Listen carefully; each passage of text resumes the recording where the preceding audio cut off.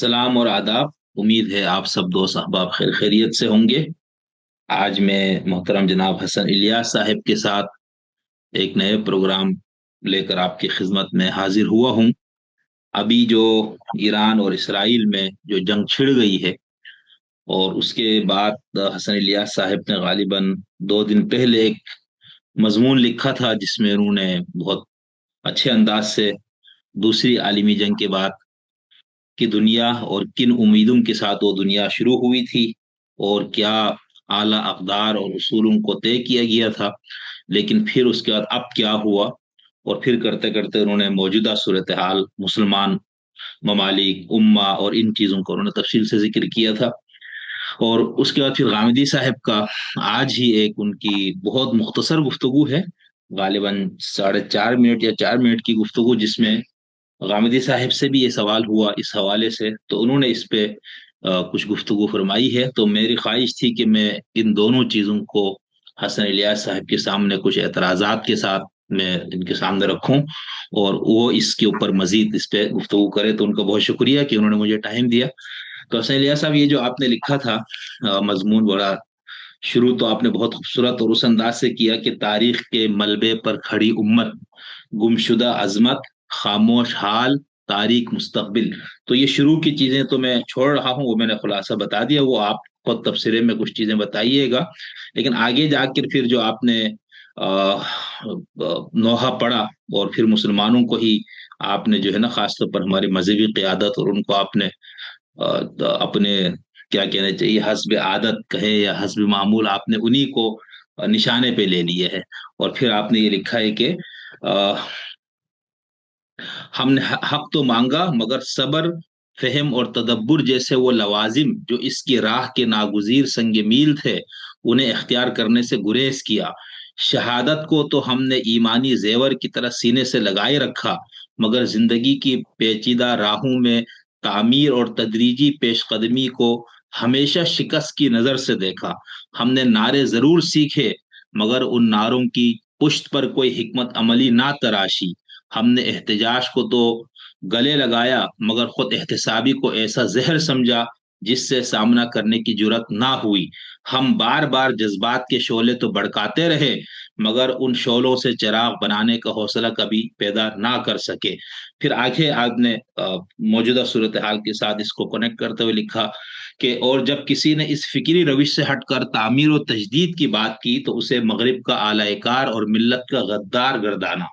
मजहबी क़ियादत के तहत शिकस्त का ये सफर फलस्तीन, लुबनान, शाम, यमन और अब ईरान, हर जगह वही दावा मुजाहिमत, वही बेबसीरती और वही नतीजा, दाखिली तबाही, खारिजी तन्हाई, और एक बार फिर वही सन्नाटा जो हर नारे को निगल जाता है। तो असलिया साहब, ये अब तो भाई माशाल्लाह से इजराइल ने जब जारहियत की, तो उसके बाद जो ईरान ने उनके ऊपर जो मिसाइल दागने शुरू किए, तो उससे तो बिल्कुल फतह जो है ना, इंशाल्लाह अनकरीब उम्मत को और मुसलमानों को, और ख़ास तौर पर इमाम, नाइब इमाम, वली फ़कीह, आयतुल्लाह उज़्मा, इमाम खुमैनी सलामुल्लाह अलैहि या सल्लल्लाहु तआला की क़ियादत में इंशाल्लाह अब शिकस्त इसराइल का मुकद्दर है।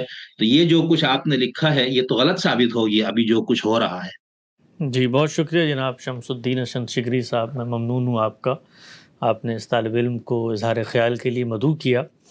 जिस मज़मून का आपने हवाला दिया है, वो मज़मून जिस पस मंज़र में मैंने लिखा है और जिसकी इब्तिदा में मैंने उन चीज़ों को मरकज़ी नुक्ते के तौर पे पेश किया है, वो असल में एक इंसान के दिल के अंदर जो दाखिली इज़्तिराब है, जो गम की कैफ़ियत है, जो अंधो-नाकी है, जो दुनिया का मुस्तक़बिल उसको नज़र आ रहा है, उस पर उसने अपने नौहे का इज़हार किया है। हम ये जानते हैं कि दुनिया की तारीख़ में हमेशा से ग़ल्बा, जबर, तसल्लुत, तौसी पसंदी और ताकत के बल पर सल्तनतों का वजूद होता रहा है। यही सिलसिला था जिस पस मंज़र में मुसलमान सल्तनतें मनस्से आलम पर शहूद पज़ीर हुईं। यही सिलसिला था जिस पर गैर मुस्लिम क़ुव्वतें दुनिया के अंदर आगे बढ़ीं। मैंने जिस चीज़ से इब्तिदा की थी मज़मून की, वो ये थी कि दुनिया के शऊर ने एक करवट ली थी दूसरी आलमी जंग के बाद, और वो करवट भी इब्तिदा में कोई बहुत शऊरी करवट नहीं थी, بلکہ وہ نتائج کی سنگینی سے ڈر کر، سہم کر دنیا سوچنے پر مجبور ہوئی تھی کہ اگر اسی طریقے سے ہم نے معاملات کو چلانا ہے تو پھر شاید ہم آگے نہیں بڑھ سکتے۔ اس کے بطن سے کچھ اقدار پیدا ہوئیں جس کے اندر قانون کی حکمرانی، جمہوری روایات، حق کے خود ارادی اور اسی طرح سے لوگوں کے نقل مکانی کے حق کو مانا گیا۔ پھر یہ کہ کسی ایک خطے کے اندر اگر مختلف مذہب، رنگ، نسل کے لوگ ہیں، چلو ان کی کوئی قدر مشترک کو قومیت کا نام دے کے ان کی سرحدوں کو تحفظ دے دیا جائے، قومی سلطنتوں کے دور کا آغاز ہوا۔ اسی طریقے سے اقوام متحدہ وجود پذیر ہوئی، جس کے پس منظر میں یہ تھا کہ اب قبضے کی بنیاد پر آپ کسی چیز کو لیگلائز نہیں کر سکتے۔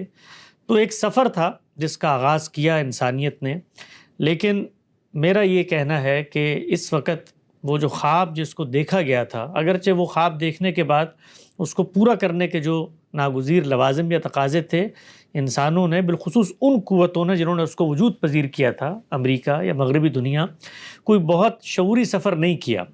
یعنی اس سفر کے آغاز ہی میں ان کو خود روس کے ساتھ جو باہمی مخاصمت کا سامنا کرنا پڑا، اس کے اندر یہ نظریہ اپنی اسپرٹ کے اندر کبھی سامنے آ ہی نہیں سکا۔ مثلا اس کے اندر یہ تھا کہ جس وقت یہ اقوام متحدہ یا جمعیت الاقوام بنی کہ بھئی ایک عالمی فوج ہونی چاہیے جو اس طرح کے کسی جگہ پر ناانصافی ہو تو وہ مل کے انسانیت کی طرف سے لڑے، وہ کبھی سامنے نہیں آ سکا۔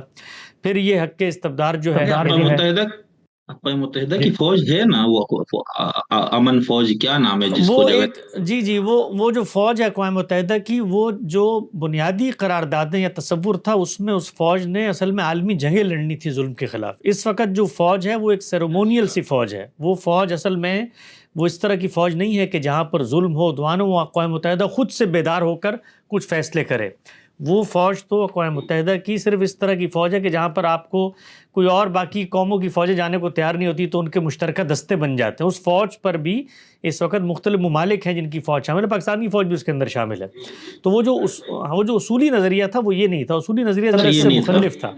ہاں، اس سے مختلف تھا اور اس کے اندر بہت ساری چیزیں تھیں، میں اس کی تاریخ میں نہیں جانا چاہتا، لوگ اس کو دیکھ سکتے ہیں، لیکن کچھ نہ کچھ دنیا میں تبدیلی آتی ہوئی نظر آتی تھی۔ مثلا یہی بات کہ بھئی آپ اس چیز کو قبول نہیں کریں گے کہ اگر کوئی اپنی سرحدوں سے باہر نکل کے قبضہ کر لیتا ہے، اقوام متحدہ اس کو لیگل قبضہ نہیں مانے گی۔ پھر آپ یہ دیکھیے 70-80 کی دہائی کے اندر، یہاں تک کہ 80 تک، اقوام متحدہ کا جنرل سیکرٹری جب کوئی بات کرتا تھا، کسی موضوع پر کوئی اپنے غم و غصے کا اظہار کرتا تھا، تو دنیا کے اندر کچھ عالمی سطح پر شعوری طور پر اس پر غور کیا جاتا تھا، توجہ دی جاتی تھی۔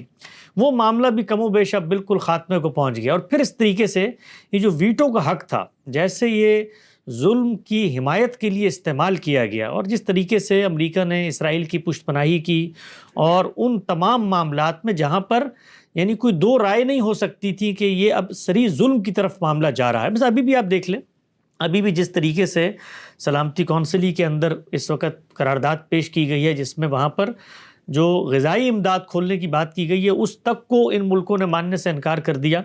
تو جو آخری کچھ امیدیں تھیں کہ شاید دنیا کے اندر وہ جو شعوری تبدیلی پیدا ہوئی تھی اس کی طرف وہ لوٹیں گے، کچھ انسانیت پیدا ہوگی، کچھ اپنے ماضی سے وہ سیکھیں گے، تو میں نے اس کا نوحہ اس مضمون میں رویا ہے اور یہ بتایا ہے کہ بظاہر یہ لگ رہا ہے کہ یہ صورتحال تبدیل ہونے جا رہی ہے اور اصل کی طرف لوٹ رہی ہے۔ اس اصل کی طرف لوٹنے میں ان کو تو جو فائدہ نقصان ہو وہ جانے، ہمیں جو صورتحال کی طرف دیکھنا چاہیے وہ یہ کہ اس پورے پس منظر میں ہم شاید جو کچھ تحفظ ہمیں حاصل تھا، کچھ انٹرنیشنل لاء کی صورت میں، کچھ مثال کے طور پہ سرحدوں کی سالمیت کی صورت میں، اگر یہ صورتحال پیدا ہوتی ہے تو اس میں ہم سب سے زیادہ نقصان کی جگہ پہ کھڑے ہوئے ہوں گے۔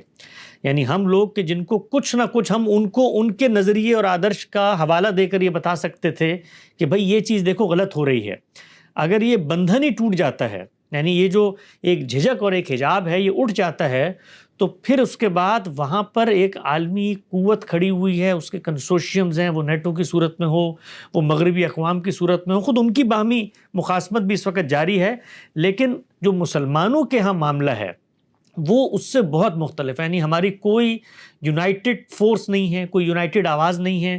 پھر جو ہماری بڑی قوتیں ہیں، جو نمائندہ قوتیں ہیں مسلم امہ کی، اس میں آپ پاکستان کو رکھ لیں، ایران کو رکھ لیں، اس طرح سعودی عرب کو رکھ لیں، تو وہ خود باہمی طور پر تنازعات کا شکار ہے۔ یہ خطہ پورا کا پورا جہاں پر بڑی اسلامی قوتیں پائی جاتی ہیں، جہاں ان کا سرمایہ ہے، دولت ہے، وہ خود تنازعات کا شکار ہے، باہمی جنگیں ہو رہی ہیں۔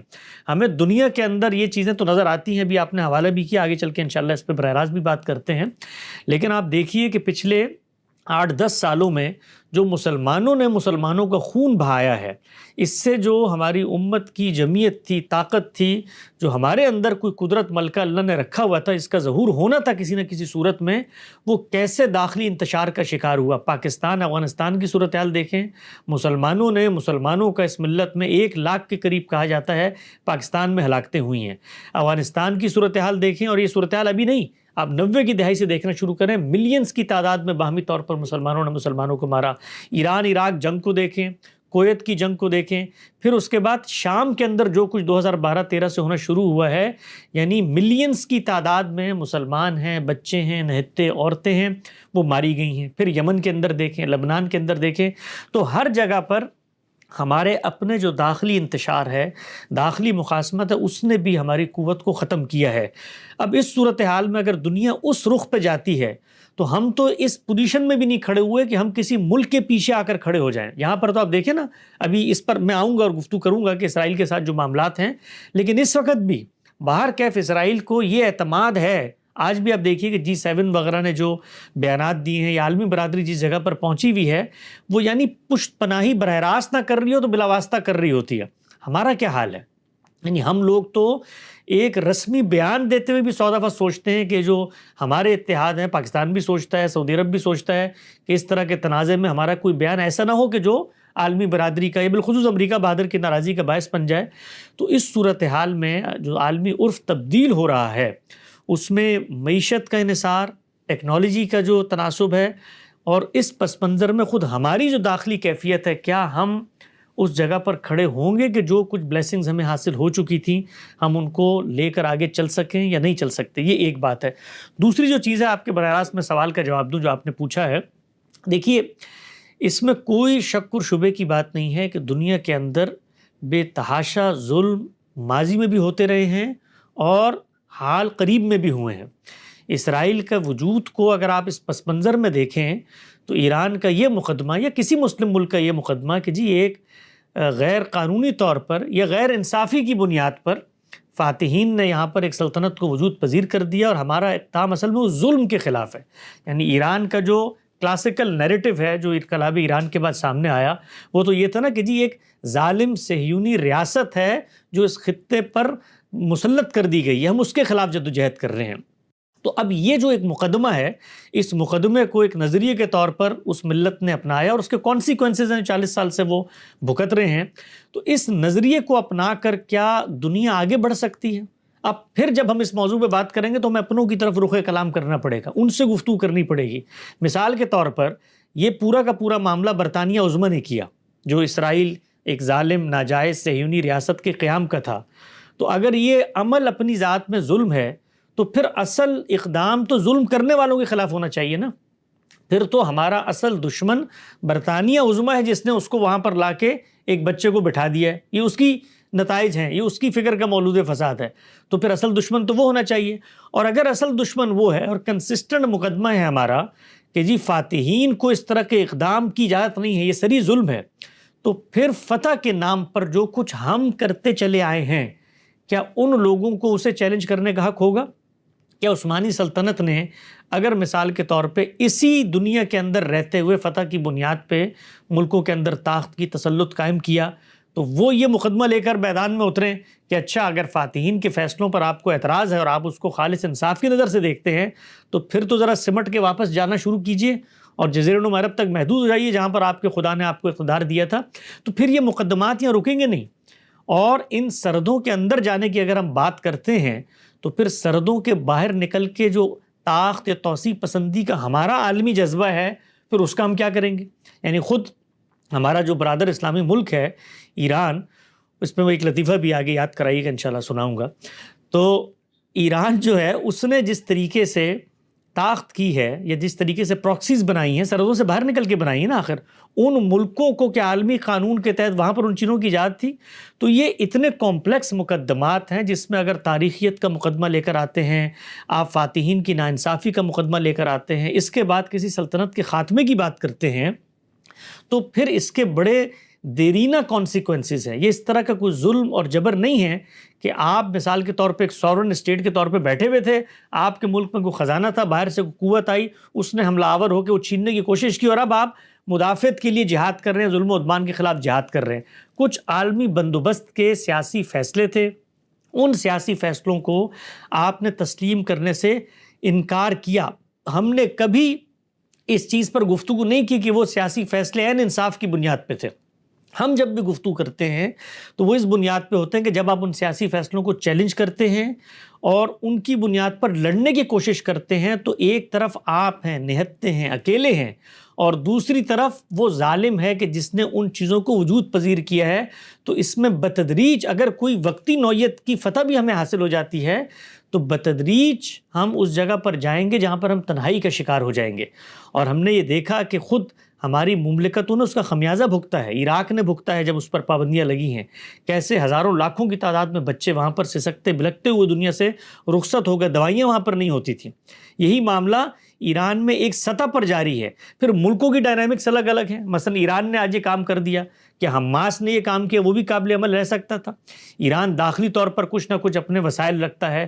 مملکت 40 سال کی ایجیٹیشن کے بعد بھی کم سے کم اپنے پیروں پر کھڑی ہوئی. کیا پاکستان کی یہ صورتحال ہے کہ ہمارے پاس بھی تیل کے اسی طرح کی ذخیرے ہیں؟ تو ہر مملکت، ہر سلطنت اپنے زمان و مکان میں فیصلے کرتی ہے. وہ فیصلے اگر تو نتیجہ خیز ہو جائیں تو ہمیں اور آپ کو اس میں کوئی گفتگو کرنے کی ضرورت باقی نہیں رہتی. بظاہر جو کاسمیٹک نوعیت کی چیزیں سامنے نظر آ رہی ہوتی ہیں اس سے نتیجہ خیزی پیدا نہیں ہو سکتی. مذہبی قیادت کے بارے میں جب ہم گفتگو کرتے ہیں، وہ ان کاسمیٹکس چیزوں کو بہت گلوریفائی کر کے فتح کا ایک نوید سنانا شروع کر دیتی ہیں.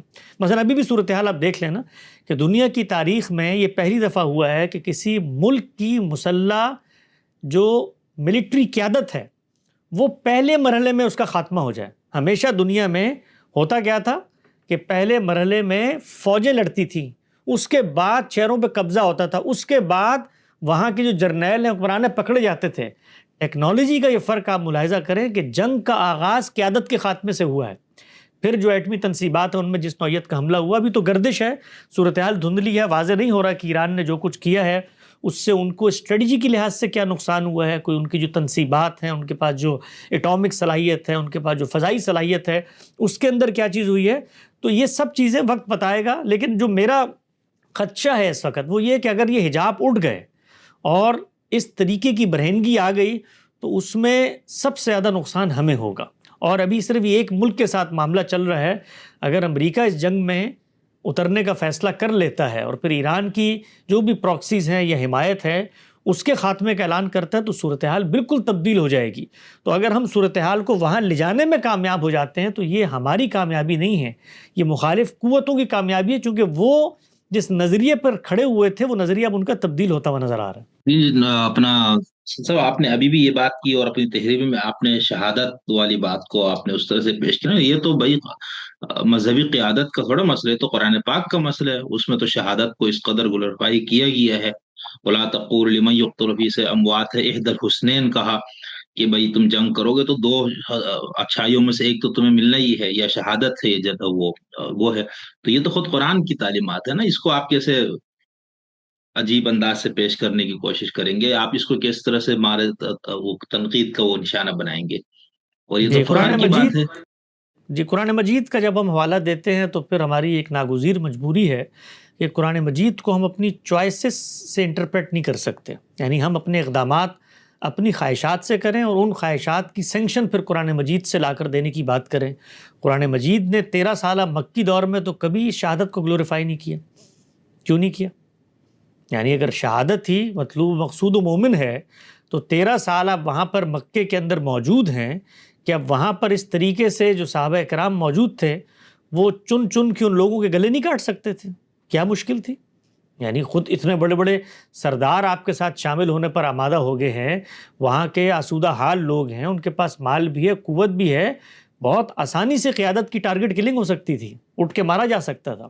تو قرآن کی جب ہم بات کرتے ہیں نا، تو پھر قرآن مجید کو پھر اس کے سیکوینس میں، اس کے کانٹیکسٹ میں رکھ کے دیکھنا پڑے گا۔ قرآن مجید پہلے مرحلے پہ روکتا ہے، ایک خاص موقع پہ اجازت دیتا ہے، اس اجازت کے لیے طاقت کے تناسب کی بات کرتا ہے، اس کے ساتھ نصرت الہی کے قانون کی نوید سناتا ہے، اس کے بعد نتائج کے بارے میں متنبع کرتا ہے، پھر یہ بتاتا ہے کہ خود تمہارے ایمان کی یہ آزمائش ہے، اور اس کے بعد یہ بھی بتاتا ہے کہ صورتحال تمہاری گرفت میں نہ ہو تو ہجرت تم پہ لازم ہو گئی، اس کو تم پسپائی نہ سمجھو، معاہدہ تم پر لازم ہو گیا، اس کو تم شکست نہ سمجھو۔ خود فتح مکہ سے پہلے آخر صلح حدیبیہ ہوئی نا، تو ہر جگہ پر یہ ڈنڈا لے کر نکل جانا کہ جی ہم نے تو شہید ہونا ہے، اور قرآن مجید نے ہمیں شہادت کے لیے یہ بتا دیا ہے، ہم بھیڑ بکریاں نہیں ہیں کہ اپنے آپ اور اپنی گردنوں کو پیش کر دے لوگوں کے سامنے کہ آؤ اور آ کر اڑا دو اس مسلم امہ کو۔ ہمارے اندر اس شعور کا خاتمہ ہو گیا ہے کہ ہم شکست کو گلوریفائی کر رہے ہوتے ہیں۔ قرآن مجید جس شہادت کی بات کرتا ہے، وہ ان تمام پری ریکوزٹس کو پورا کرنے کے بعد ایک بندہ مومن جب میدان میں اترتا ہے اور پھر اس کو شہادت نصیب ہوتی ہے، تو اللہ کہتا ہے کہ میں نے تمہیں چن لیا ہے، منتخب کر لیا اپنے اعلیٰ درجات کے لیے۔ وہ خدا کی طرف سے ایک نعمت ہوتی ہے، اور خدا کی طرف سے ایک عنایت ہوتی ہے وہ شہادت۔ یہ جو چیزیں ہیں جس کے اندر اس طریقے سے میزائل آتے ہیں، اس طریقے سے ڈیزی کٹر آتے ہیں، اس طریقے سے ڈرلنگ کرنے والے دنیا بھر کے اسباب آتے ہیں، اور وہ تہو بالا کر کے چلے جاتے ہیں، یہ شہادت ہے؟ یعنی وہ بچے جو ایران کے اندر بیٹھے ہوئے ہیں، وہ کوئی محاذ جنگ کے اندر گئے تھے لڑنے کے لیے؟ یا فلسطین یا حماس نے جن خطوں کے اندر یہ شروع کیا معاملہ، اور اسرائیل نے وہاں پر بے دردی سے ان مظلوموں کو شہید کر دیا، وہ کوئی میدان جنگ میں شہادت کے لیے اترے تھے؟ یعنی وہ کوئی مسلح جنگ لڑ رہے تھے قرآن مجید کی روشنی میں؟ تو قرآن مجید کی روشنی میں تو مارنے والے نے ظلم کیا، اور مروانے والے نے جس نے طاقت کا موازنہ کیے بغیر جنگ چھیڑ دی، اس کے نتیجے میں وہاں پر جان مال آبرو کے خلاف زیادتی ہوئی، اس نے بھی ظلم کیا ہے اپنی قوم کے اوپر۔ تو قرآن مجید کو ان بحثوں میں ہمیں نہیں لانا چاہیے۔ یہ جو سیاست کی بحثیں ہیں، مخاصمت کی بحثیں ہیں، اچھا یہ تو شہادت ہو گئی مثال کے طور پہ اسرائیل کے خلاف، یہ جو حوثی سعودیوں کو مار رہے ہیں اور سعودی حوثیوں کو مار رہے ہیں، تو وہاں پر شہادت کا فلسفہ کہاں گیا؟ یہی قوم ہے نا جو مثال کے طور پہ اس وقت اسرائیل کے ساتھ برسر پیکار ہے، یہی قوم جو پاکستان کے اندر پراکسیاں بنا کر دیوبندی اور سنی علماء کے خلاف یہ جیش محمد اور یہ سپاہ محمد اور یہ آپس میں تحریک نفاذ فقہ جعفریہ، یہ بھی شہادت تھا قرآن مجید کا فلسفہ۔ اور یہی قوم جو ہے وہ جا کر لبنان میں جو کچھ کر رہی تھی، اور اسی نقطہ نظر اور اسی فقہی تعبیر کے ماننے والے بشار نے جو سیریا کے اندر کیا، یہ بھی شہادت تھی۔ تو یہ جس کو آپ کہتے ہیں ڈرٹی قسم کی جو پولیٹکس ہے، اس کو قرآن مجید کے ساتھ نتھی نہ کریں۔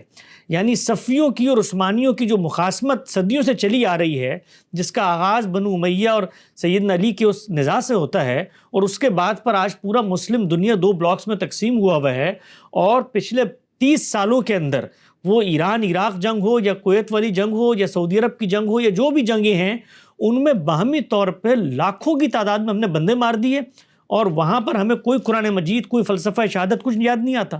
آج ایک ملک اٹھتا ہے، دوسرے ملک پہ حملہ کرتا ہے، قرآن مجید کا فلسفہ شہادت اس کو یاد آ جاتا ہے۔ نہیں حسن صاحب، وہاں پر تو ان طائفتان المؤمنین اقتتلوا کے تحت ہے نا، یہ تو صحابہ کے دور سے جنگیں شروع ہوئی ہے مسلمانوں میں باہمی، تو وہ اگر اس طرح کی کچھ چیزیں ہیں تو وہ ٹھیک ہے، وہ اپنی جگہ، لیکن اس سے یہ چیز تو غلط ثابت۔ اب آپ نے جیسا فرمایا کہ اس طرح کے مواقع پر آیتیں پیش نہیں کرنی چاہیے، تو میں ابھی انشاءاللہ غامدی صاحب کی گفتگو پہ آپ سے رائے بھی لینی ہے، اس پہ میرے 1-2 اعتراضات وہ آپ کے سامنے رکھنا ہے، جس میں غامدی صاحب نے قرآن پاک کی آیات سے استدلال کیا اسی سارے نظام پہ، وہ بھی کروں گا اس پہ بات۔ لیکن یہاں پر جو لوگ یعنی جب سے اسرائیل کی ریاست قائم ہے، تب سے مسلمانوں نے، عربوں نے 4 جنگیں لڑی، اور اس کے بعد انہوں نے کہا طاقت نہیں ہے، مزید ان کو شکست ہو رہی تھی، تو انہوں نے خاموشی اختیار کر لی اور اپنا ملک کو یا اپنے علاقے کو انہوں نے تعمیر دینا شروع کیا۔ ایک ملک کھڑا رہا جس کو ہم ایران کہتے ہیں، ٹھیک ہے، اور حسینی کربلا سے انہوں نے جو سبق سیکھا، ٹھیک ہے نا، کہ بھائی طاقت کے مقابلے پہ طاقت کو نہیں، جذبہ دیکھنا ہے، اصول کو دیکھنا ہے۔ یزید، اس کا پورا لاؤ لشکر، پوری ریاست ایک طرف کھڑی تھی، امام عالی مقام علیہ السلام اپنے 72 گھر کے افراد کے ساتھ آپ میدان کارزار میں اترے، ٹھیک ہے نا، وہاں پر شکست دینا۔ تو یہاں پر بھی تمام اسلامی ممالک بالکل ڈے کے رہ گئے پیچھے، صرف ہمارے ایران نے اس علم کو بلند کیا، اور بلند کرنے کے بعد ایران نے ابھی تک براہ راست جارحیت کر کے اسرائیل پہ حملہ نہیں کیا۔ اس وقت تو اسرائیل نے حملہ کیا نا، جارحیت وہاں سے ہوئی ہے، تو اس کا جواب دیا جا رہا ہے۔ اس جواب میں اگر کچھ شہادتیں ہو رہی تھی اور اس کو اگر قرآن پاک کی آیات اور ان سے لے کر لوگوں کے جذبے کو کیا جائے، تو اتنی معیوب بات تو میرے خیال سے نہیں ہے۔ جی، 2-3 چیزیں آپ نے کی ہیں، دیکھیں کتنی دلچسپ صورتحال ہے کہ میں نے آپ کے پچھلے سوال کے جواب میں قرآن مجید پیش کیا اور آپ نے اس جواب پر تنقید کرتے ہوئے امام علی مقام کے اقدامات کا حوالہ دیا۔ گویا آپ کے نزدیک دین کا ماخذ جو ہے وہ قرآن مجید نہیں ہے، تاریخ کے اندر کھڑی ہوئی شخصیات کے اقدامات ہیں۔ تو اگر تو یہ صورتحال ہے تو پھر تو ہمیں اصولوں پہ بات کرنی چاہیے، اس لیے کہ جس جگہ کا آپ حوالہ دے رہے ہیں، پہلی امام چیز تو علی مقام کا قدم قرآن کے خلاف نہیں ہے نا، قرآن سے ہی ماخوذ ہے کہ ظلم، بربریت، جابریت کے خلاف انسان کو کھڑا ہونا چاہیے نا، وہ تو قرآن جی، سے ہی ماخوذ ہے۔ انہوں نے جو کچھ کیا قرآن مجید کی روشنی میں، اس میں آپ کی تعبیر کیا ہے، ہماری تعبیر کیا ہے، اس پہ ظاہری بات ہے گفتگو ہو سکتی ہے۔ ہماری نظر میں تو انہوں نے کوئی اس طرح کا اقدام کیا ہی نہیں، بلکہ اس طرح کے اقدام جہاں پر ہو رہے تھے سرحدوں پر، وہاں پر قرآن کی روشنی میں جہاد اگر لازم بھی تھا تو اس کی طرف جانے کی بات کی۔ سیدنا حسین کے اگر پس منظر میں یہ بات شروع ہو جائے گی تو ایک نیا موضوع پیدا ہو جائے گا، لیکن میں محض حوالہ دے کے آگے بڑھتا ہوں کہ سید کا اقدام تو اس پس منظر میں تھا ہی نہیں، اور وہ بھی ایک نوعیت کی سیاسی کشمکش ہے، سیاسی جنگ ہے، وہاں بھی دین اور کفر کی جنگ اس کو بنانے کی کوئی ضرورت نہیں ہے۔ اس پہ دونوں طرح کے نیریٹو موجود ہیں، ہم نے بھی بڑی تفصیل سے اس پہ گفتگویں کی ہیں، ہمارا نقطہ نظر آپ وہاں پر جان سکتے ہیں۔ تاہم میں یہ ضرور کہوں گا کہ اس میں کوئی شک نہیں ہے، یعنی اس میں اگر کسی کو کوئی شک ہے تو وہ اندھے پن کا اظہار کر رہا ہے کہ اسرائیل نے جو کچھ اس کو حاصل تھا اس کے بعد اس نے جواز بنا کر مختلف چیزوں کو ظلم کیا ہے، اس میں کوئی شک و شبے کی گنجائش ہی نہیں ہے۔ یعنی یہ بات کہ جی اسرائیل کا وجود خطرے میں ہے اور اس کے تحفظ میں اس نے کچھ اقدامات کیے، اگر اس نیریٹو کو قبول بھی کر لیں تب بھی سرحدوں کی یہ توسیع اور اس کے بعد وہاں پر جو اس نے ان چیزوں کو جواز بنا کے ظلم کیا ہے، اس پر دو رائے نہیں ہو سکتی۔ یعنی اس کے ظلم ہونے پر گفتگو کرنا اس وقت عالمی ضمیر کے لیے بہت بڑا سوالیہ نشان ہے۔ اور میں آپ سے عرض کروں کہ وہ لوگ جو اس پس منظر میں کھڑے ہوئے تھے، یہ باتیں کرتے تھے کہ جی اسرائیل کو مجبور کر دیا گیا ہے، وہ بھی اب یہ کہنے پر مجبور ہیں کہ اس مجبوری کا اس نے جیسے فائدہ اٹھایا ہے اپنے توسیع پسندانہ نظریات کو جلا بخشنے کے لیے، وہ دنیا کے سامنے ہے۔ یعنی اس پر اگر حملہ ہوا بھی تھا تو جو سرحدیں اس کو دی گئی تھیں ان کو اس میں واپس جانا چاہیے تھا۔ ایران کا جو مقدمہ ہے اس کے خلاف اگر تو اس تاریخی مقدمے کے اوپر ایران کھڑا ہوا ہے کہ مثال کے طور پر جو سرحدیں تھیں 67 سے پہلے کی، جو اس وقت عالمی برادری بھی مطالبہ کرتی ہے اسرائیل پر کہ آپ اس میں واپس جائیں، یہ جو گرین لائن طے کی گئی تھی، تو اس پر کچھ دنیا آگے بڑھ سکتی ہے، گفتگو ہو سکتی ہے، بات چیت ہو سکتی ہے۔ ایران جو مطالبہ لے کر اٹھا ہے وہ مطالبہ اس سلطنت کے خاتمے کا مطالبہ ہے۔ اگر اس کے خاتمے کا مطالبہ نہیں ہے اور وہ اسرائیل کے ساتھ آزاد فلسطینی ریاست کے قیام کی بات کرنا چاہتا ہے اور اس کے لیے جنگیں بھی ہوتی ہیں مثال کے طور پر، تو یہ ظلم و عدوان کے خلاف جنگیں، وہاں پر حکمت عملی کی بحث ہوگی۔ جو مقدمہ دو سلطنتوں نے آپس میں بنایا ہوا ہے وہ یہ ہے کہ یہ علاقہ ہماری میراث کا علاقہ ہے۔ اسرائیل کا کلاسیکل نیریٹو یہ ہے، اور وہ ہر وہ پہلو جس سے اس کو توسیع کی موقع ملے گا وہ توسیع کرے گا، اور اس نے کر کے دکھائی۔ یعنی اس نے ظلم اور عدوان کا بہانہ ہی بنانا صحیح کریں، کر کے دکھائی۔ اگر ایران اس کو ریورس کرنا چاہتا ہے، جو بات میں نے شروع میں کہی، وہ چیز ایک دن میں نہیں ہو سکتی، اس کے لیے بہت کچھ ہمیں کھونا پڑے گا، اور ایک امیڈیٹ مخاصمت ہو جاتی ہے، لڑائی ہو جاتی ہے، جارحیت ہو جاتی ہے۔ اس کے اندر ایران ایک مقدمہ لے کر کھڑا ہوا ہے، وہ دوسرا مقدمہ لے کر کھڑے ہوئے ہیں، تو یہ حقیقت میں سیاسی تنازعات ہیں۔ اس کو کفر و اسلام کی جنگ نہ بنائیں، یعنی یہ سیاسی تنازعات ہیں۔ اس خطے کے اندر مثال کے طور پہ آپ عالمی فاتحین کے کسی فیصلے کو ناانصافی سمجھتے ہیں تو یہ آپ کا سیاسی نقطہ نظر ہے، عالم اسلام عملاً اس فیصلے کو قبول کر کے کھڑا ہوا ہے۔ تو اس سیاسی مخاصمت کے کچھ کانسیکوینسز ہیں، کچھ نتائج ہیں، وہ جو مملکت لے کے اٹھے گی وہ بھگتے گی۔ وہ مملکت اس کو ظلم اور عدوان سمجھتی ہے تو اللہ تعالیٰ ان کے لوگوں کی شہادت کو قبول فرمائے گا، اللہ تعالیٰ ان کی اس اخلاص کی ان کو قیمت ادا کرے گا۔ لیکن اس کو دینی تناظر میں آپ بحث بنا کر یہ کہیں کہ اب اللہ کی مدد آئے گی، نصرت آئے گی اور یہ خدا کے بتائے ہوئے طریقے کے مطابق جنگ کا آغاز ہو گیا ہے، تو اس کے بہت سارے پری ریکوزٹس ہیں، بہت سارے پہلو ہیں۔ اس کے اندر طاقت کو دیکھنا، یہ قرآن مجید نے بتایا ہے، خود بتایا ہے کہ اب طاقت کی وہ صورتحال نہیں رہی تو ہماری نصرت کا قانون روبہ عمل نہیں ہوگا، اب آپ کو صورتحال کم کرنی ہے اس لیے کہ آپ کی طاقت کم ہو گئی ہے۔ اس میں 10 چیزیں ہیں، 10 پہلو ہیں جو دیکھنے پڑیں گے۔ تو دین اسلام میں یہ زمین کے خطے اور وطن ان کے لیے نہیں ہوتا. ظلم اور عدوان کے خلاف جنگ اور جہاد ہوگا. اس جہاد کے کچھ پری ریکوزٹس ہیں، کچھ حدود و شرائط ہیں. ایران کو اگر یہ لگتا ہے کہ اس نے وہ چیزیں پوری کی ہیں، اللہ تعالیٰ کی نصرت تائید اس کے ساتھ شامل حال رہے، ہماری دعائیں اس کے ساتھ ہیں. بظاہر جو صورتحال ہے دنیا کے عرف کے مطابق وہ ایک عالمی تقسیم پر کچھ تنازعات خطے میں پیدا ہوئے ہیں. اس میں ایران 40 سال سے ان کو ریورس کرنے کی کوشش کر رہا تھا، اس میں اس کو شکست ہو گئی ہے، عملاً شکست ہوئی. شام کے اندر شکست ہوئی، لبنان کے اندر شکست ہوئی، اسی طریقے سے یمن کے اندر اس وقت جو صورتحال ہے بظاہر شکست کی طرف جا رہی ہے.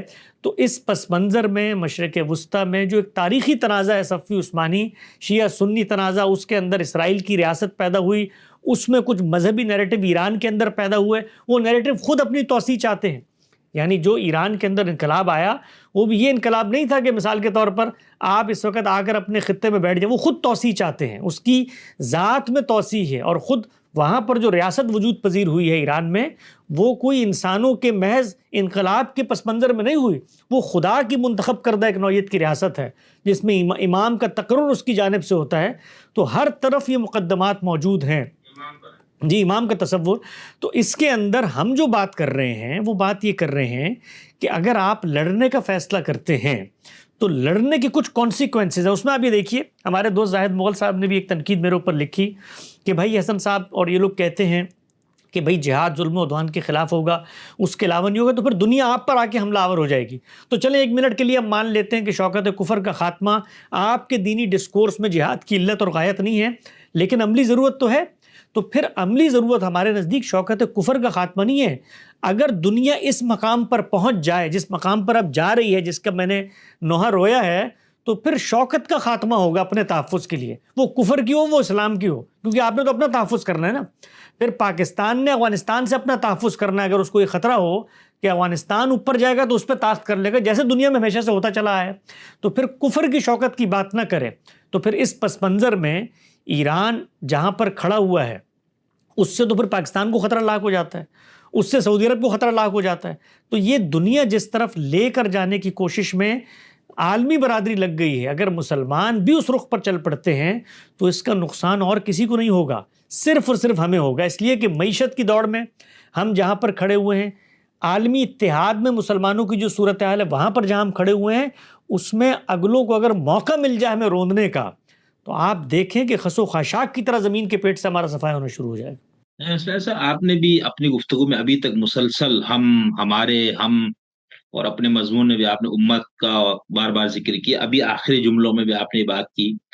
تو یہ آپ لوگ، میں تو سمجھ رہا تھا کہ شاید آپ لوگ یہ چیزیں استعمال نہیں کرتے. یہ تو باقی ہمارے مسالک کے لوگوں کا یہ خیال ہے کہ بھائی آپ قومی ریاستوں میں رہتے ہوئے وہ الفاظ، وہ اصطلاحات استعمال کر رہے ہیں جیسے آپ سلطنتوں میں ہے اور پوری دنیا مسلمانوں کے خلاف جنگ میں. ایسا تو نہیں ہے نا.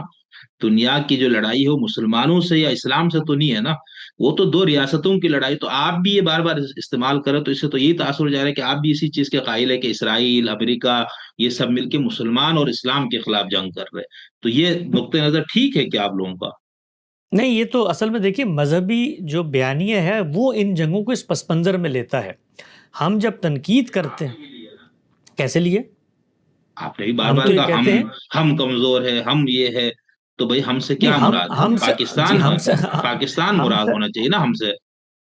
نہیں، ہم سے مراد یہ ہے کہ جس وقت مسلمان کسی نیریٹو کے پیچھے لڑنے کا فیصلہ کرتے ہیں تو کوئی پیچھے آ کر کھڑا ہوتا ہے نا ان کی. یہ بات ٹھیک ہے آپ کی، میں اس سے انکار نہیں کرتا کہ اس وقت دنیا کے اندر جو عالمی بلاکس بن چکے ہیں اس میں مذہب کوئی بنیادی حیثیت نہیں رکھتا. مثلاً عین ممکن ہے کہ کل ایران کے پیچھے روس اور چین آ کر کھڑے ہو جائیں. اس وقت ہندوستان پاکستان کی لڑائی تھی تو اگر ہم کلمہ توحید کے ماننے والے ہماری مشرکوں سے لڑائی تھی تو ایک دوسرے بڑے مشرک نے آ کے ہماری حمایت کی اور اس کی وجہ سے ہم جنگ جیت گئے. تو دنیا اسی طرف جا رہی ہے. لیکن سوال یہ ہے کہ دنیا کے ہاں مفادات بھی ہوتے ہیں، دنیا کے ہاں اپنی ذاتی انا کی خاطر بہت ساری چیزیں کی، خود خطے کی جو جیو پولیٹیکل صورتحال ان میں بھی بہت سارے تقاضے ہوتے ہیں. ہم جب چیزوں کو مذہب کی بنیاد پر لے کر چلتے ہیں، ہم چلتے ہیں، مسلم امہ چلتی ہے. مثلا ایران یہ جو مقدمہ پیش کرتا ہے اسرائیل کے خاتمے کا، تو اس کے اندر مسجد اقصیٰ کی وہ جو دینی حیثیت زیر بحث آتی ہے کہ نہیں آتی؟ یعنی اور بھی اتنی سلطنتیں وجود پذیر کی ہیں آخر برطانیہ عظمہ نے، اس پہ ہمیں اعتراض نہیں ہوتا، اس لیے کہ اس خطے کی ایک دینی سگنیفیکنس اب محسوس کر رہے ہوتے ہیں، حماس اس خطے کی دینی سگنیفیکنس محسوس کر رہی ہوتی ہے، پاکستان کے علماء اس خطے کی دینی سگنیفیکنس کو سامنے رکھ کے جہاد کا اعلان کر رہے ہوتے ہیں۔ تو ہم لوگوں کے ہاں، مذہبی دنیا کے ہاں، جو ظلم اور عدوان کے معاملات عالمی عرف میں ہو رہے ہوتے ہیں وہ ہوئے ہیں، ان کو جب مذہبی کونیٹیشن میں پیش کیا جاتا ہے تو ہم یہ کہتے ہیں کہ بھائی یہ ظلم بھی ہے، اس کو پہلے مذہبی مسئلہ نہ بناؤ، اس سے الگ کرو، اور ظلم اگر ہے تو ظلم اگر تمہارے ساتھ ہوا ہے اور تم اس کا خاتمہ کرنا چاہتے ہو تو تم اس پوزیشن میں نہیں ہو فی الحال۔ دیکھیے گاندھی صاحب نے بھی جو بات کہی اور میں نے بھی اپنے مضمون میں جو بات لکھی وہ یہ کہ عالمی سطح پر شکست کے باوجود، اور مسلمانوں کی یہ شکست اگرچہ جن کو ہم کہتے ہیں نا مسلمانوں کی جو حکومت تھی 1000 سال، وہ 1000 سال کی حکومت آپس میں بھی لڑ لڑ کے مر رہے تھے، یعنی ہندوستان کے اندر مغلوں نے اس سے پہلے لودھی اور لودھیوں نے تغلقوں سے وہی خاندان چھینا تھا، خود عثمانی اور صفوی مسلمان ہونے کے باوجود لڑ رہے تھے، تو ہماری وہ بھی 1000 سالہ جنگ اور اقتدار بھی مخاصمت ہی کا اقتدار تھا۔ لیکن باہر کیف گلوبل سطح پر 3 سلطنتیں موجود تھیں، وہ عثمانیوں کی تھی آخر میں، اس سے پہلے صفویوں کی تھی، اور اس سے پہلے یہاں پر مغلوں کی تھی۔ اب یہ جو سلطنتیں ہیں ان کا بھی خاتمہ ہو گیا۔ ہم جس وقت یہ کہتے ہیں کہ کوئی ایک ملت، ایک نیشن اٹھتی ہے، ایران اٹھتا ہے، پاکستان اٹھتا ہے کسی جگہ پر لڑنے کے لیے، تو یہ ذہن میں رکھو کہ پیچھے تمہاری وہ امت نہیں کھڑی ہوئی، پیچھے تمہاری وہ ملت نہیں کھڑی ہوئی، پیچھے تمہارا وہ عالمی اقتدار نہیں کھڑا ہوا جو تمہیں اس کے کانسیکوینسز سے بچا لے گا۔ وہاں پر اس سے مختلف صورتحال ہے، مذہبی بنیادوں پہ نہیں ہے، مفاد کی بنیادوں پہ، فتح کی بنیادوں پہ۔ مثلا اس وقت آپ دیکھیے نیٹو کا اتحاد ہے، اس وقت آپ دیکھیے یورپی یونین کا اتحاد ہے، وہ لوگ ایک دوسرے کا تحفظ کرتے ہیں، بقا کرتے ہیں، وہ اپنے فیصلوں کے پیچھے کھڑے ہوتے ہیں۔ یعنی اسرائیل کے اندر یہ جو طاقت آئی ہے اس وقت کہ وہ آ کر حملہ آور ہو جاتا ہے، یہ طاقت کہاں سے آئی ہے؟ خود اسرائیل نے جو ایٹم بم بنا لیا، وہ ایٹم بم کس نے دیا ان کو؟ تو یہ سب چیزیں پس منظر میں کھڑے ہوئے لوگ کر رہے ہوتے ہیں۔ تو ہم لوگ یہ کہتے ہیں کہ دیکھو نہ ہمارا اسلام کا وہ باہمی رشتہ ایک دوسرے کے ساتھ سلامت ہے، 57 اسلامی ممالک ہیں، ہر کوئی اپنی اپنی سرحد میں بیٹھا ہوا ہے، اس میں یہ خواب تم دیکھو کہ ہم عالمی سطح پر غلبہ واپس لے آئیں گے، اس میں خواب دیکھو کہ جہاد کا اعلان کر کے مسلم دنیا کے حکمرانوں کو بلیک میل کریں گے تو وہ آگے سب چڑھ دوڑیں گے، یہ ممکن نہیں ہے۔ ہم امت کی صورتحال میں وہاں پر نہیں کھڑے ہوئے، تو جب ہم یہ بات کر رہے ہوتے ہیں تو ہم ہرگز یہ نہیں کہہ رہے ہوتے کہ اب کھڑے ہو جائیں اور ہونے کے بعد ایک مشترک طاقت بنے، اور طاقت بننے کے بعد مذہب کی بنیاد پہ اب چیلنج کریں۔ ہم اس مقدمے کو جو موجود ہے اس کو ریفیوٹ کر رہے ہوتے ہیں۔ اچھا سر، ایسا آپ نے اپنے گفتگو میں ایک دو بار پھر یہ اسرائیل کو بھی آپ نے تانے میں برے الفاظ سے یاد کیا، ظالم ریاست فلانا یہ سب، تو بھائی ریاست مطلب بنی جو جس طرح سے جو عرف اس وقت تھا اس کے مطابق ٹھیک ہے، اور ان کو ہاں بسایا گیا۔ اب جو اس کے ارد گرد کے سارے ممالک اس کو تسلیم کرنے کے لیے تیار نہیں ہے، بلکہ اپنے نعروں میں اعلانات میں کہتے ہیں، اور خامنائی اور خمینی صاحب یہ ایران کا تو شروع سے ہی ہے، یعنی بلکہ ان کے ہاں نماز کے بعد بھی یہ لگتا ہے مقبر اسرائیل اور مقبر امریکہ، یہ باقاعدہ اذکار کے طور پر ہے۔ تو اس صورتحال میں اسرائیل تو خود مظلوم ترین ریاست ہے پوری دنیا میں۔ ابھی جیسے مثال کے طور پر کل میں نے اپنے ایک دوست سے اس موضوع پہ گفتگو کی تھی، شوزب صاحب سے، تو ان کو ہی میں نے یہ کہا بھائی اگر یہاں سے افغانستان آپ کو نہ مانے، ادھر سے ایران نہ مانے، یہاں سے انڈیا نہ مانے، وہاں سے چائنا نہ مانے، اور باقی جو اور ان میں سے سب کا یہ ہو کہ ہمارا مذہبی عقیدہ ہے تمہیں ختم کرنا، تو اس صورتحال میں تو اسرائیل نے بھی اگر ایران پہ حملہ کیا تو یہ جارحیت تو نہیں ہے نا، یہ تو دفاع ہے۔ نہیں، دیکھیے اگر اسرائیل کے ساتھ یہ معاملہ تھا کہ عالمی برادری نے اس کو وہاں پر لا کے بٹھا دیا، گرد و پیش کے ممالک اس کے وجود کو نہیں مان رہے اور اس کو اپنی بقا کی جنگ لڑنا پڑ رہی ہے، تو اس کے جو اقدامات ہیں وہ اس نیریٹو کے ساتھ میل نہیں کھاتے۔ یعنی مثال کے طور پہ یہ نہیں ہو سکتا تھا آپ پر چلیے یلغار ہو گئی، 48 میں آپ کے مقدمے کے مطابق یلغار ہو گئی، 67 میں آپ کے مقدمے کے مطابق یلغار ہو گئی، تو آپ یلغار کا مقابلہ کریں۔ آپ نے یلغار کے نتیجے میں جو سرحدوں کی توسیع کی، اچھا سرحدیں اگر آپ کی نظر میں یعنی اسرائیل کی نظر میں اس کی سرحدیں غیر منصفانہ تھیں، یہ ہوتا ہے دنیا بھر میں، مملکتوں کو یہ تشویش پیدا ہو جاتی ہے کہ اگر سرحد کے متصل ساتھ دشمن آ کے بیٹھا ہوا ہے تو ہم تو اپنی بقا کی جنگ لڑتے رہیں گے، ہم تو تحفظ میں رہیں گے نہیں، تو پھر اس کو اقوام متحدہ میں جانا چاہیے تھا۔ وہاں جا کے اسرائیل کہتا کہ جی جو سرحدیں آپ نے تقسیم کر کے دی ہیں یہ غیر منصفانہ سرحدیں ہیں، میری سرحدیں اس طرح کی ہونی چاہیے تھی۔ اس نے جو اقدامات کیے اس کے نتیجے میں وہ جو مظلومیت کا لبادہ اڑ کے اس وقت سامنے آ رہا ہے وہ اس سے میل نہیں کھاتے۔ مثال کے طور پر آپ پر جی جی آپ بولے۔ میں نے کہا سرحدوں میں جو اضافہ کیا وہ جنگ کے نتیجے میں کیا نا، جب اس کے اوپر جنگ کے نتیجے میں سرحدوں میں اضافہ نہیں ہوتا. جنگ کے نتیجے میں جب آپ آگے بڑھ بھی گئے، آپ کو واپس جانا اپنی سرحد میں. اگر آپ عالمی عرف کو مانتے ہیں، اگر آپ عالمی قانون کو مانتے ہیں، اگر آپ عالمی برادری کو مانتے ہیں، اور اگر آپ اس مقدمے کو مانتے ہیں کہ بھئی ہمیں تو یہاں پر لا کے بٹھایا گیا، ہماری زمین تھی اور برطانیہ نے یہ فیصلہ، تو اس نے کسی اصول پہ فیصلہ کیا تھا نا، آخر لائن کھینچی گئی تھی، تو آپ نے اس کے اندر رہنا ہے. یہ تو نہیں ہو سکتا مثال کے طور پہ آج پاکستان کو یہ تشویش ہو کہ جی افغانستان سے اس کے خلاف یلغار ہو رہی ہے، اور ہو رہی ہے اس وقت. آپ دیکھ لیں اس وقت ہمارا تو پورا کا پورا خوارج کے خلاف جنگ. کل ہم اس کی بنیاد پر کیا کابل پر قابض ہو جائیں گے جا کر؟ یہ نہیں ہو سکتا. تو اسرائیل نے یہ ظلم کیا ہے، اس میں کوئی دو. پہلے دن سے آج تک ہم نے اپنی کسی گفتگو میں اسرائیل کے اس طرح کے اقدامات کی قطعاً کوئی توجیہ کرنے کی کوشش نہیں کی، اور یہ بتایا ہے کہ اگر آپ کسی قانون کو مانتے ہیں، دستور کو مانتے ہیں، کسی انٹرنیشنل عرف کو مانتے ہیں، تو پھر سرحدوں کی توسیع کیسے ہو سکتی ہے بھائی؟ پھر اگر سرحدوں کی توسیع آپ کر رہے ہیں تو پھر آپ کا اس کا مطلب یہ ہے کہ آپ اس سے باہر نکل چکے ہیں. پھر آپ یہ کہیے ہمارے توسیع پسندانہ عزائم تھے جس کی بنیاد پر ہمیں موقع ملا، جواز ملا، جواز ہم نے دیا، کوئی شک کی بات نہیں ہے، نقصان ہمیں ہوا، اس میں بھی کوئی شک کی بات نہیں ہے. لیکن آپ کوئی اخلاقی پوزیشن پہ نہیں کھڑے ہوئے. یعنی اسرائیل دنیا میں یہ مقدمہ لے کر اب نہیں جا سکتا مثال کے طور پر کہ جی میں اپنے تحفظ اور بقا کی جنگ لڑ رہا ہوں. اس نے اس کو بہانہ بنا کر نسل کشی بھی کی ہے، اس کا بہانہ بنا کر مظلوم لوگوں کو مارا بھی ہے، اس کا بہانہ بنا کر اپنی سرحد کی توسیع بھی کی ہے.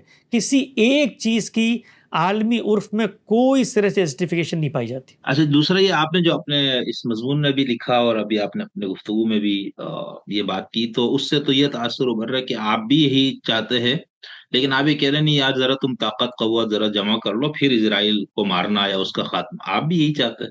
دیکھیے میں یہ چاہتا ہاں دیکھیے اگر دل کی آپ خواہش پوچھیں تو مسلمانوں کی بحالی ہو، مسلمان دنیا کے سیاسی اسٹیج پر اسی جگہ پر آئیں جہاں پر ہمیں ہزیمت کا سامنا نہ کرنا پڑے. ہماری قوم کے اندر اللہ تعالیٰ نے اسی طرح کے انسان پیدا کیے ہیں جیسے مغربی اقوام میں ہوتے ہیں، ان کے اندر بھی صلاحیت ہے، ان کے اندر بھی ٹیلنٹ ہے. جو خطے ہمیں مل گئے ہیں، اسرائیل کو ختم کیا جائے، اسرائیل کا خاتمہ کیا جائے. خاتمے کی جب آپ بحث کرتے ہیں تو خاتمے کی بحث جو ہے وہ اصل میں بہت سارے اور مقدمات کا پنڈورا باکس کھول دیتی ہے. خاتمے کی بحث میں وہ سب کچھ آپ کو مل گئی نا، آپ کے وقت آپ کی نصیحت پہ عمل کیا مسلمان ممالک نے، اور اچھی طرح انہوں نے طاقت قوت حاصل کر کے نہ صرف مقابلہ کرنے کی بلکہ شکست فاش دینے کی صلاحیت میں آ جائے تو پھر ان کو وہاں پر اگر تو وہ مسلمان ہے تو پہلے تو ان کو قرآن مجید سے کچھ چیزوں کو کوالیفائی کرنا ہوگا. ہمارے دین میں کوئی اسرائیل ہو، کوئی فلسطین ہو، کوئی پاکستان ہو، سلطنت کے حصول کے لیے جنگیں نہیں ہو سکتی، یہ دین نے طے کر لیا. تو اسرائیل کے خلاف کوئی اخلاقی مقدمہ ہے تو وہ اخلاقی مقدمہ پہلے کوالیفائی ہوگا، اور بحیثیت مسلمان پر کنسسٹنسی کے ساتھ وہ اخلاقی مقدمہ کیا ہے مسلمانوں کا؟ وہ یہ ہے کہ جی خطے کے اندر یہاں پر ناجائز طور پہ ان کو بٹھا دیا گیا تھا، یہ خطہ ہماری ملکیت ہے. مثال کے طور پر اگر یہ مقدمہ ہے جیسے ہاں یہ بات جو ہے، یہ بات اس پر کافی بحث ہو سکتی ہے. یہ ایسا نہیں ہے کیونکہ اس ملت کے ساتھ، اس زمین کے ساتھ ان کا رشتہ ہم سے پرانا ہے، اور اس کی بنیاد پر یہی میں کہتا ہوں جو میں نے آپ کے ساتھ ایک پوڈ کاسٹ میں بھی گفتگو کی تھی کہ اگر تاریخیت کا مقدمہ کھول دیتے ہیں تو پھر یہ ایک لمبا پنڈورا باکس ہے. پھر آپ کو مسلمان کے بارے میں اللہ نے یہ کہہ دیا ہے کہ تم تضاد میں نہیں جی سکتے، تو پھر تاریخیت کے مقدمے پہ ہندوستان کے ساتھ جو ہمارا ریلیشن پیدا ہوتا ہے اس کا بھی نظر ثانی کرنی پڑے گی. ترکی کو نظر ثانی کرنی پڑے گی کہ ساری جو آگے کی ریاستیں اس نے حاصل کی. تو مقدمہ کیا ہے؟ مقدمہ اگر دینی بنیاد ہے، اس کی ظلم اور عدوان ہے، تو اس کو عالمی ضمیر کی سطح پہ کوالیفائی ہونا چاہیے. مثال کے طور پہ اگر آج میں آپ کی جگہ پر ہوں اور مسلمانوں کو طاقت حاصل ہو جائے تو پہلا کام جو اسرائیل کے ساتھ ہوگا وہ ہوگا کہ اپنی جو سرحدیں عالمی عرف نے طے کی تھی اس کو واپس پہنچایا جائے. اس کے لیے ہمارے پاس طاقت ہو، قدرت ہو، جنگ کرنی پڑے ہم جنگ کریں گے. اس جنگ کا جواز موجود ہے، اس لیے کہ آپ نے سرحدیں بڑھائی ہیں تو اس کا مطلب یہ کہ جو کچھ طے ہوا تھا ہمارے آپ کے درمیان، یہ عالمی طور پر ایک سوشل کانٹریکٹ بن گیا تھا، اس کا آپ نے پاس نہیں رکھا، تو وہاں تک تو آپ کریں گے. سلطنت کا خاتمہ اس لیے کہ ایک فاتح نے وہاں پر اس کو لا کے بٹھا دیا تھا، تو پھر فاتحین نے جتنے فیصلے دنیا میں کیے وہ سب ریورس ہونے چاہیے. تو اصول ہونا چاہیے نا، اصول تو کنسسٹنٹ رہے گا. تو میرا یہ خیال ہے کہ مسلمانوں نے اس میں دو جو پوزیشنز ہیں وہ لی ہیں، اور ایک پوزیشن سیاسی قوتوں کی ہے، اور خود اسرائیل کے پاس بھی بڑا موقع تھا. دیکھیے آج سے 2 سال پہلے اگر آپ دیکھیں کچھ انٹرنیشنل سطح پہ جب یہ ٹرمپ کے پچھلے دور میں ابراہیمک اکارڈز ہوئے اور کچھ اس سیاسی دھول بیٹھنا شروع ہوئی جو تاریخیت کے مقدمے سے اٹھی تھی، اس میں اس کے پاس بھی موقع تھا. خود ایک کانفرنس کے اندر جو اردن کے وزیر خارجہ ہیں، انہوں نے ایک موقع پر یہ کہا کہ میں 57 اسلامی ممالک کی طرف سے اگر یہ گارنٹی لانے میں کامیاب ہو جاؤں کہ اسرائیل اگر اپنی سرحدوں میں واپس چلا جاتا ہے تو اس کا دفاع ہم کریں گے. یہ بہت بڑی پیشکش تھی، لیکن کیا اسرائیل اس پہ آمادہ ہوا؟ تو اصل میں طاقت کا معاملہ یہ ہے کہ وہ سرکشی پیدا کر دیتی ہے، افراد میں بھی پیدا کر دیتی ہے، اداروں میں بھی پیدا کر دیتی ہے، قوموں میں بھی پیدا کر دیتی ہے. وہ شوریدہ سر ہوتے ہیں. تو اس وقت ہمیں جو یہود ہیں وہ شوریدہ سر نظر آ رہے ہیں. یعنی جو کچھ غزہ کے اندر اس وقت ہو گیا ہے، وہ ٹھیک ہے کہ حماس نے آپ پر حملہ کیا، حماس آپ کے وجود کے لیے خطرہ بنی ہوئی ہے، بھائی اس کا خاتمہ ہو گیا نا، لیکن کھانے کے ٹرک کیسے روک سکتے ہیں آپ؟ اور اس کے اندر آپ ابھی گزشتہ دنوں سنیں کہ جس طریقے سے انہوں نے اس کا مذاق اڑایا کہ لوگوں نے جب ان سے کہا، وہ جو ان کی IDF ہے اس کے سربراہ بیٹھے تھے ایک مذاکرے میں کہ بھئی وہاں پر لوگ سٹارونگ اور بھوکے اور بالکل قحط کی صورتحال ہے، انہوں نے کہا نہیں ہمارے پاس تو تصویریں وہاں کے لوگ کھا کھا کے موٹے ہوئے ہیں. تو یہ جو بے حسی ہے، لیکن اس میں دیکھیں نا اسرائیل کا مقدمہ یہ ہے کہ وہاں کا تو ہر شخص دہشت گرد ہے. مثال کے طور پر کل افغانستان سے آپ کی طرف بہت زیادہ اٹیک ہونا شروع ہو جائے اور آپ کو یہ سب کچھ کرنا پڑے تو آپ نہیں کریں گے. جیسے TTP وغیرہ کو دبوچنے کے لیے آپ لوگوں نے بہت کچھ کیا، آپ یہ نہیں کریں گے. یہ مقدمے نہیں چل سکتے اس دور کے اندر، یہ مقدمے نہیں چل سکتے اس دور میں. یہ ناممکنات اس لیے کہ آپ کو پہلے بتانا ہے کہ کمبیٹنٹ ہے کوئی شخص، وہ آپ کے خلاف اسلحہ لے کر کھڑا ہو گیا ہے اور وہ آپ کے خلاف اس چیز میں اسلحہ لے کر کھڑا ہوا ہے جس میں آپ سمجھتے تھے کہ اس کو حق نہیں ہے. مثال کے طور پر یہ حق تو اقوام متحدہ بھی دیتی ہے نا کہ بھئی اگر آپ کے علاقے پہ قبضہ ہو جائے تو آپ کو مسلح مزاحمت کا حق ہے. تو یہ کہ عالمی عرف کے مطابق بھی آپ اس شخص کو دہشت گرد تو کم سے کم نہیں کہہ سکتے. اور باقی بات یہ ہے کہ بھئی یہ طاقت کا کھیل ہے، اس کے اندر آج ایک دہشت گرد ہوتا ہے، کل وہ ہیرو بنا ہوا ہوتا ہے، طاقت اس کو مل جاتی ہے. یعنی احمد الشرح جو ہے وہ پرسوں تک بدترین دہشت گرد تھا دنیا کے اس میں، اور آج امریکی صدر اس سے مل کے کہتے ہیں ویری ٹف گائے، ویری بریو مین اور یہ سب. تو یہ دنیا کے اس کھیل میں کوئی حق اور باطل نہیں ہوتا، یہ سب سود و ضیاع کا کھیل ہے، یہ سب مفادات کا کھیل ہے. ایک شخص جو ہے وہ آپ کے لیے دہشت گرد ہے آج، کل وہی شخص آپ کے لیے ہیرو بن جاتا ہے. وہی طالبان آپ کے لیے ہیرو تھے جب وہ روس کے خلاف لڑ رہے تھے، آج وہ دہشت گرد بن گئے. کل انہی طالبان کو چین سے لڑوائیں گے تو پھر یہ عالمی ضمیر کو قابل قبول ہو جائیں گے. تو اس میں ہمیں یہ دیکھنا ہے کہ اگر ہم دین کو لے کر آ رہے ہیں تو دینی نظریات پہ کمپرومائز نہیں ہونا چاہیے. ہم نہیں مار سکتے کسی نان کمبیٹنٹ کو، یہ ہمارے دین نے ہمیں بتا دیا. ہم نہیں جنگ کر سکتے توسیع پسندی کے اصول پر، ہم نہیں جنگ کر سکتے کسی وطن کی غرض. ہمیں جنگ کرنی ہے نظریے پر. وہ نظریہ کیا ہے؟ ظلم اور عدوان کا خاتمہ. اس کے کچھ پری ریکوزٹس ہیں، پورے ہوتے ہیں تو ہم کریں گے، نہیں پورے ہوتے تو نہیں کریں گے. اور یہ جو جیو پولیٹیکل صورتحال ہے اس میں فیصلہ بھی لوگوں نے کرنا ہے. مثلا ایران اس وقت، میں یہ نہیں کہتا کہ ایران کو جنگ نہیں کرنی چاہیے تھی. ایران کو اگر لگتا ہے کہ بھائی اس نے اپنے وجود اور اپنی بقا اور اپنے تحفظ کے، آخر اسرائیل نے ایٹم بم بنایا نا. اسرائیل دنیا کے کسی اس کنسورشیم کا حصہ نہیں ہے جو لوگوں کو، انسپیکٹر کو اجازت دے آ کر ایٹم بم گننے کی. ایران ہے. ایران نے اعلان یہ کہا ہے کہ ہم بم نہیں بنانا چاہتے، لیکن مثال کے طور پہ خفیہ طور پہ اندر بنا بھی رہے ہوں تو بھائی عالمی ضمیر کے لیے یہ کون سے مسئلے کی بات ہے؟ آخر دنیا کے اندر، مطلب اسرائیل نے اعلان کر کے بم بنایا تھا، پاکستان نے اعلان کر کے بم بنایا تھا. طاقت کا کھیل ہے. اس طاقت کے کھیل میں ہمارے بھائی زاہد مغل صاحب یہ کہتے ہیں کہ پھر ایران کو تو یہ حق، بھائی جب آپ طاقت کے کھیل میں اتریں گے تو پھر مظلومیت کا نوحہ نہ پڑے.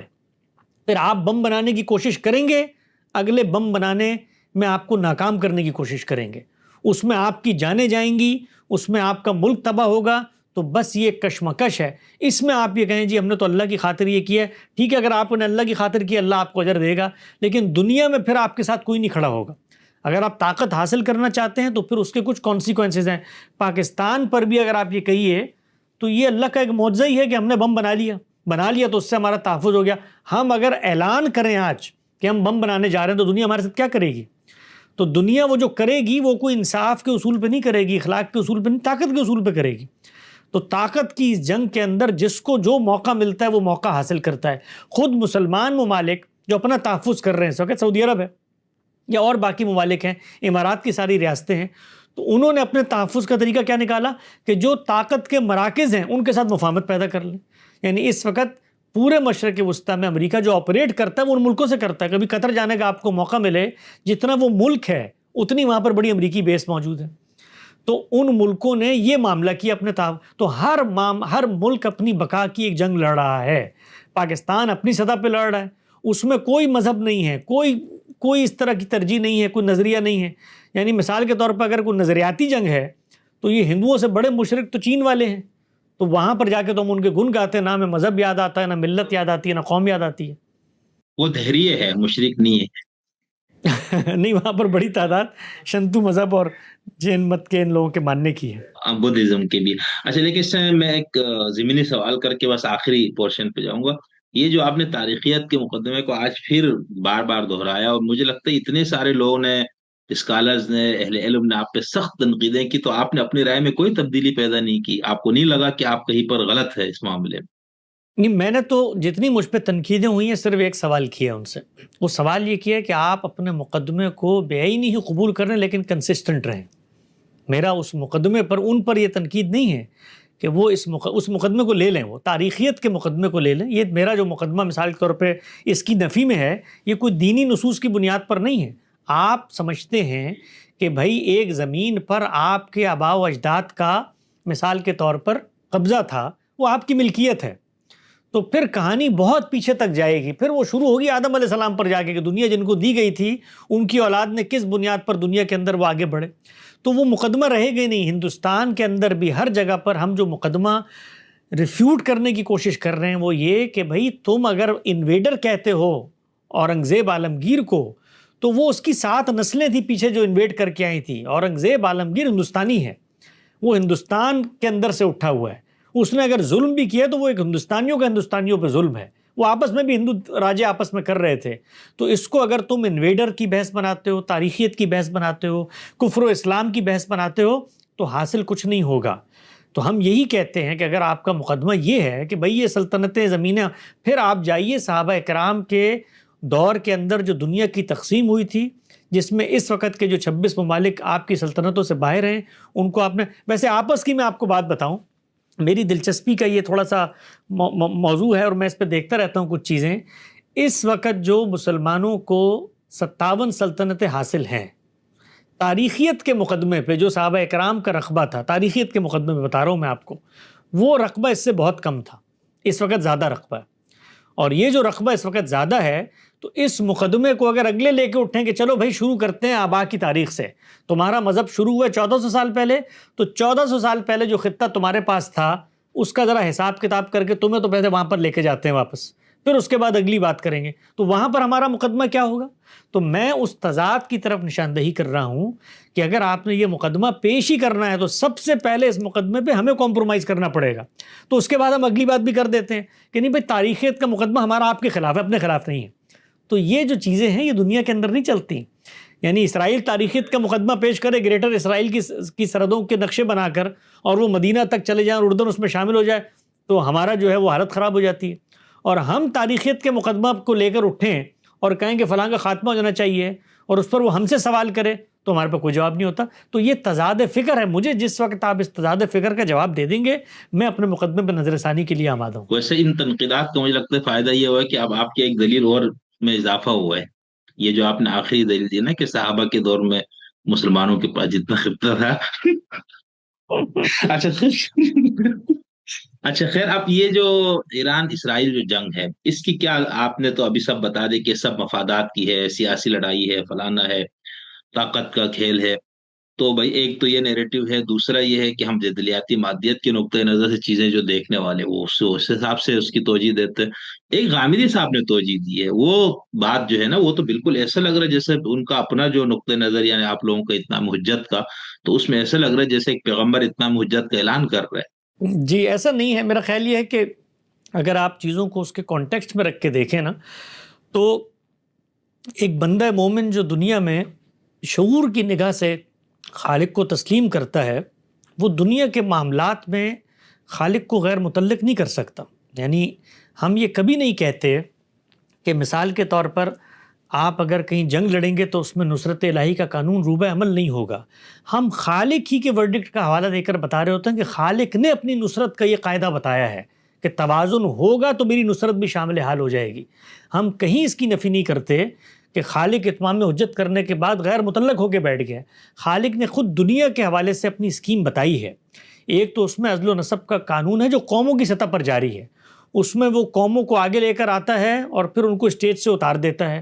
کسی جگہ پر جا کے اس نوعیت کے معاملات کر دیتا ہے کہ انسان کی عقل حیرت زدہ اور دنگ رہ جاتی ہے کہ یہ معاملہ ہوا کیسے. مثال دیکھیے نا، جس پس منظر میں ہم نے یہ بات کی کہ عالمی سطح پر مسلمانوں کو شکست ہوئی. شکست ہونے کے بعد جو دنیا کا عرف اور تمدن تھا، اس میں تو جو میں نے آرٹیکل میں بھی بات لکھی ہوئی تھا کہ ہماری ماؤں نے نعوذ باللہ لونڈیاں بننا تھا، ہم نے باج گزار بننا تھا، غلامی ہونی تھی، اور ایک ایسی زندگی کی طرف ہمیں دھکیلا جانا تھا جس میں ہم بھیگ دیتے ہیں جینے کی، آرزو ہوتی ہے مر جانے کی. اس پس منظر سے خدا نے نکالا اور وہ قومیں جو طاقتیں پا رہی تھیں خود آپس میں ان کو لڑوا دیا. اب جب ہم کہتے ہیں لڑوا دیا تو یہ یوں نہیں ہوتا کہ مثال کے طور پہ ہٹلر پر وہی آئی تھی کہ جا کر تم برطانیہ پر چڑھ دوڑو. یہ ہوتا ہے کہ سارے معاملات خدا کے اذن سے ہوئے، خدا کی مشیت سے ہوئے، اس نے ہونے دیے اور اس کے کچھ نتائج نکلے. ان نتائج کا اگر آپ تجزیہ کریں تو یہ حقیقت ہے، میں نے اپنے آرٹیکل میں بھی لکھا کہ جو دنیاوی اصول ہیں، یعنی جو اس وقت مادہ پرستی کے پس منظر میں آپ دیکھ لیں، ان کی توجیہ ناممکنات میں سے ہے. یعنی یہاں پر کچھ لوگ پیدا ہوتے ہیں، وہ فلسفے پیش کرتے ہیں، ان فلسفوں سے کچھ حکمران متاثر ہوتے ہیں، اس کا اثر عالمی سطح پر جاتا ہے، خود عالمی قوتیں یکا یک باہم دست و گریباں ہو جاتی ہیں. اس کے نتیجے میں ان سلطنتوں سے وہ بھاگنے پر مجبور ہو جاتی ہیں. وہاں پر ایک تقسیم ہوتی ہے. اس تقسیم میں جہاں پر ہم کہیں نہیں کھڑے ہوئے تھے عددی تعداد کے علاوہ، وہاں پر ہمیں 57 ممالک مل جاتے ہیں. ان 57 ممالک کے ملنے کے بعد اگر ہم کسی خدا کو مانتے ہیں تو ہم یہ دیکھیں گے نا کہ بھائی شکست کے باوجود اگر میں بدحال تھا، نہ میرے پاس تعلیم تھی، نہ پس منظر تھا، نہ تجربہ تھا، اور مجھے یکا یک اتنی بڑی سلطنت، اتنا بڑا مرتبہ، اتنی بڑی نوکری مل گئی، تو میں یہ دیکھوں گا نا کہ یہ جس نے دی ہے تو آخر وہ بھی تو دنیا میں موجود ہے، اس کے بھی کچھ قوانین چل رہے ہیں، اس کے مجھ سے کچھ تقاضے ہیں کہ نہیں ہیں اس پر. تو ہم نے یہ کہا ہے کہ اللہ تعالیٰ نے ہر جگہ یہ بتایا ہے کہ لَإِن شَكَرْتُمْ لَأَزِيدَنَّكُمْ. بندہ مومن قناعت کرتا ہے، شکر کرتا ہے تو اللہ اس میں افزونی کرتا ہے، اضافہ کرتا ہے. تو ہم گرے ہوئے تھے، ہمیں خدا نے اٹھا دیا، اٹھا کے اس جگہ پر پہنچا دیا اور ہمارے قدموں تلے سے تیل کے کنویں اور ندیاں بہا دی. اور ہم وہ قوم جس قوم کو سر چھپانے کی جگہ نہیں مل رہی تھی، آپ امیجن کریں ہم یہود کی طرح دنیا میں بھٹک رہے ہوتے آج، ملک ہمارے ساتھ وہی معاملہ ہو رہا ہوتا جو 100 سال ان کے ساتھ ہوا. لیکن یکا یک صورتحال خدا نے بدلی اور ہمیں عالمی منظرنامے پہ اس سیاسی افق پہ ابھار کے 57 ریاستیں دے دی. اور ان ریاستوں کے اندر ہمارے پاس نہ صرف یہ کہ نیم خود مختاری ہے، بلکہ کسی حد تک ہم دنیا کے معاملات میں اثر انداز ہونے کی پوزیشن میں کھڑے ہوئے ہیں، اس لیے کہ ہمارے پاس کچھ نہ کچھ مالی طاقتیں ہیں، کچھ اسٹریٹجک پوزیشنز ہیں، کچھ قومی خزانے ایسے ہاتھ آگے ہیں. تو اس میں خدا کی طرف ہمیں دیکھنا ہے کہ نہیں دیکھنا. اور پھر ہم کوئی وہ قوم ہے جو بے یار و مددگار بازار میں کھڑے ہوئے ہیں، ہم کوئی بیرائی کا غلہ ہیں، ہم کوئی رام کی لیلا ہیں، ہم کوئی کیلنڈر کا کھیل ہے، نہیں، ہم خدا کی اسکیم کے اندر اس امت کی حیثیت سے کھڑے ہوئے ہیں جس کے کندھوں پہ کچھ ذمہ داری ہے اور وہ ذمہ داری خدا کے قانون کے تحت ہے. جی یہاں آپ پھر وہی امت والی بات کر رہے ہیں. یہاں تو ریاست ہے نا. اب جیسے ایران ہے مثال، اس کے پاس بھی تیل کے کنویں اور گیس کے ذخائر سب ہے. سعودی عرب کے پاس بھی تیل ہے. سعودی عرب نے اس طرح کے پنگوں میں حصہ نہیں لیا تو سکون سے بیٹھا ہوا ہے، وہ اپنے ملک نہیں، کو. وہ تو سکون سے بیٹھا ہوا ہے، لیکن خدا کے کچھ قانون ہیں اس کے ساتھ، وہ بنی اسماعیل کے ساتھ جڑے ہوئے ہیں. اور ہم جب ایمان لاتے ہیں تو ہم اس بنی اسماعیل کے ساتھ تابعاً شامل ہو جاتے ہیں. یعنی اس کا یہ مطلب ہرگز نہیں ہے کہ جس وقت ہم یہ کہیں کہ ممالک کی تقسیم ہے، نیشن اسٹیٹ کا دور ہے، قوموں کی جنگ ہے، فلسطینی ایک قوم ہے، فلاں دوسری، وہ سب چیزیں اپنی جگہ پر ہیں، لیکن اس سب کے باوصف اگر ہم کسی نظریے کو مانتے ہیں تو کچھ اس کے تقاضے ہوں گے ہم سے کہ نہیں ہوں گے. سوال یہ ہے. تو اللہ تعالیٰ تو قرآن مجید میں یہ کہتا ہے اس امت کو، وہ بنی اسماعیل ہے اور ہم اس کے تابع ہیں، کہ کذالک جعلناکم امۃ وسطا لتکونوا شہداء علی الناس ویکون الرسول علیکم شہیدا. اسی طرح تمہیں اٹھایا ہے جیسے بنی اسرائیل کو اٹھایا تھا، اور ان کے ساتھ کچھ وعدے تھے. قرآن مجید نے بتایا ہے ان عدتم عدنا، اگر تم لوٹو گے تو میں بھی لوٹ کے آؤں گا. تو اللہ تعالیٰ کے کچھ قوموں کے ساتھ وعدے ہیں، ہم بھی خدا کی اس قوم کا حصہ ہیں اور اس قوم کے اوپر کچھ ذمہ داریاں ہیں، اور اس قوم کو اللہ پٹائی لگاتا ہے، اس قوم کو بھی لگائی ہے. لیکن مجھے تو یہ لگ رہا ہے نا کہ اس میں اللہ تعالیٰ جو ہے بیچارہ اس کو سمجھ میں نہیں آ رہا ہے کہ بنی اسماعیل کو تازیانے لگانے تھے، جس کے اندر سعودی عرب بھی شامل ہے، قطر بھی شامل ہے، یو اے بھی شامل ہے، ایران بھی شامل ہے، وہ کوڑا سارا ایران کے اس پہ برسوار ہے. بھائی تو پوری بنی اسماعیل پہ لگواؤ نا، سعودی عرب پہ بھی لگوائے آپ، ہم پاکستانیوں پہ بھی لگوائے، سب پہ. افغانستان ابھی ماشاءاللہ سے سکون میں ہے، نہ وہ اس پہ کوئی بیان دے رہے، نہ اس کو امت کا درد ہے، نہ کچھ بھی نہیں ہے. ہم نے تو کوئی بیان نہیں دیکھا. تو یہ تو قانون اس طرح سمجھ میں نہیں آتا کہ خدا بھی جو قانون ہے نا کوئی علیم و خبیر ذات کی طور پر. تو پھر تو تمام مسلمانوں کو عذاب میں مبتلا کرنا چاہیے، جس طرح یہود کے ساتھ کیا ہے اس نے قرآن پاک کی ان آیات کو جو اس کے آپ لوگ یہ تفسیر کرتے ہیں.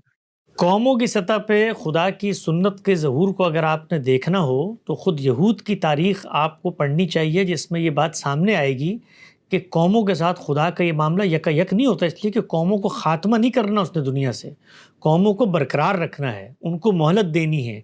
ان کے گروہوں کے اندر اگر کہیں انحراف ہو رہا ہے تو کچھ ان کو اندیشے بھی ہوں گے، کچھ تنبیہات بھی ہوں گی، کچھ خدا کی طرف سے انعامات کا ظہور بھی ہوگا تاکہ قومی سطح پر شعور بیدار ہو. اگر خاتمہ ہی کرنا ہے تو پھر تو یہود کا اللہ تعالیٰ کو خاتمہ کر دینا چاہیے تھا. اور بھائی اگر پٹائی لگنی ہے ان کی تو ان کو زندہ بھی رکھنا ہے، عروج بھی ملنا ہے، بحالی بھی آنی ہے، موقع بھی ملنے ہیں. یہی معاملہ امت مسلمہ کے ساتھ بھی ہو رہا ہے. یعنی اس وقت جس کو آپ کہتے ہیں وہ آسودہ حالی میں ہیں، وہ مغرب کے باج گزار بن کے آسودہ حال بیٹھے ہوئے ہیں. اس میں خدا کی طرف سے کچھ ان کے یہ نہ ساتھ کریں معاملات اب، ہوئے یہ دیکھیں اب، یہ آپ یہ نہ کریں نا باج گزار بن کے. کس طرح سے؟ مطلب جو ہیں اس چلو وقت. جس ملک نے کہا ہم نہیں باج گزار بنتے، 40 سال سے پابندیوں کا شکار ہے نا، مثال کے طور پر. اور آپ یہی وہی تانے ہے جو یہ لوگ دیتے ہیں، جو ایرانی کے نیریٹو کے لے کے چلنے والے، وہ یہی سارے تانے ان کو دے رہے. وہی تانا آپ بھی دے رہے. باج گزار کس طرح سے؟ بھائی وہ ایک حق کی خدمت دے رہے کہ ان کی حفاظت کے لیے ان کے فوجیوں کو اس نے نوکر رکھا ہوا ہے. باج گزاری تو نہیں ہے یہاں پر کوئی. ہاں ہاں ملازم ہے بھائی، وہ تم یہ تنخواہ دے رہا ہوں میں یہاں یہ پر. یہ جو آپ نے بیان دیا ہے نا، یہ کسی سعودی شہزادے کی زبان سے دلوا کے دکھا دے مجھے کہ ہم نے امریکیوں کو نوکر رکھا ہوا ہے، ہمارے یہ نوکر ہیں، ہماری غلامی کر رہے ہیں، ہماری حفاظت کر رہے ہیں. حقیقت یہ نہیں ہے. ان کے ملکوں کے اندر ان کی جو قیادت بیٹھی ہوئی ہے، کبھی پس منظر میں دیکھیں ہو بھائی، وہ قیادت ان سے معاہدہ کر کے وہاں پر حکومت ملی ہے اس کو.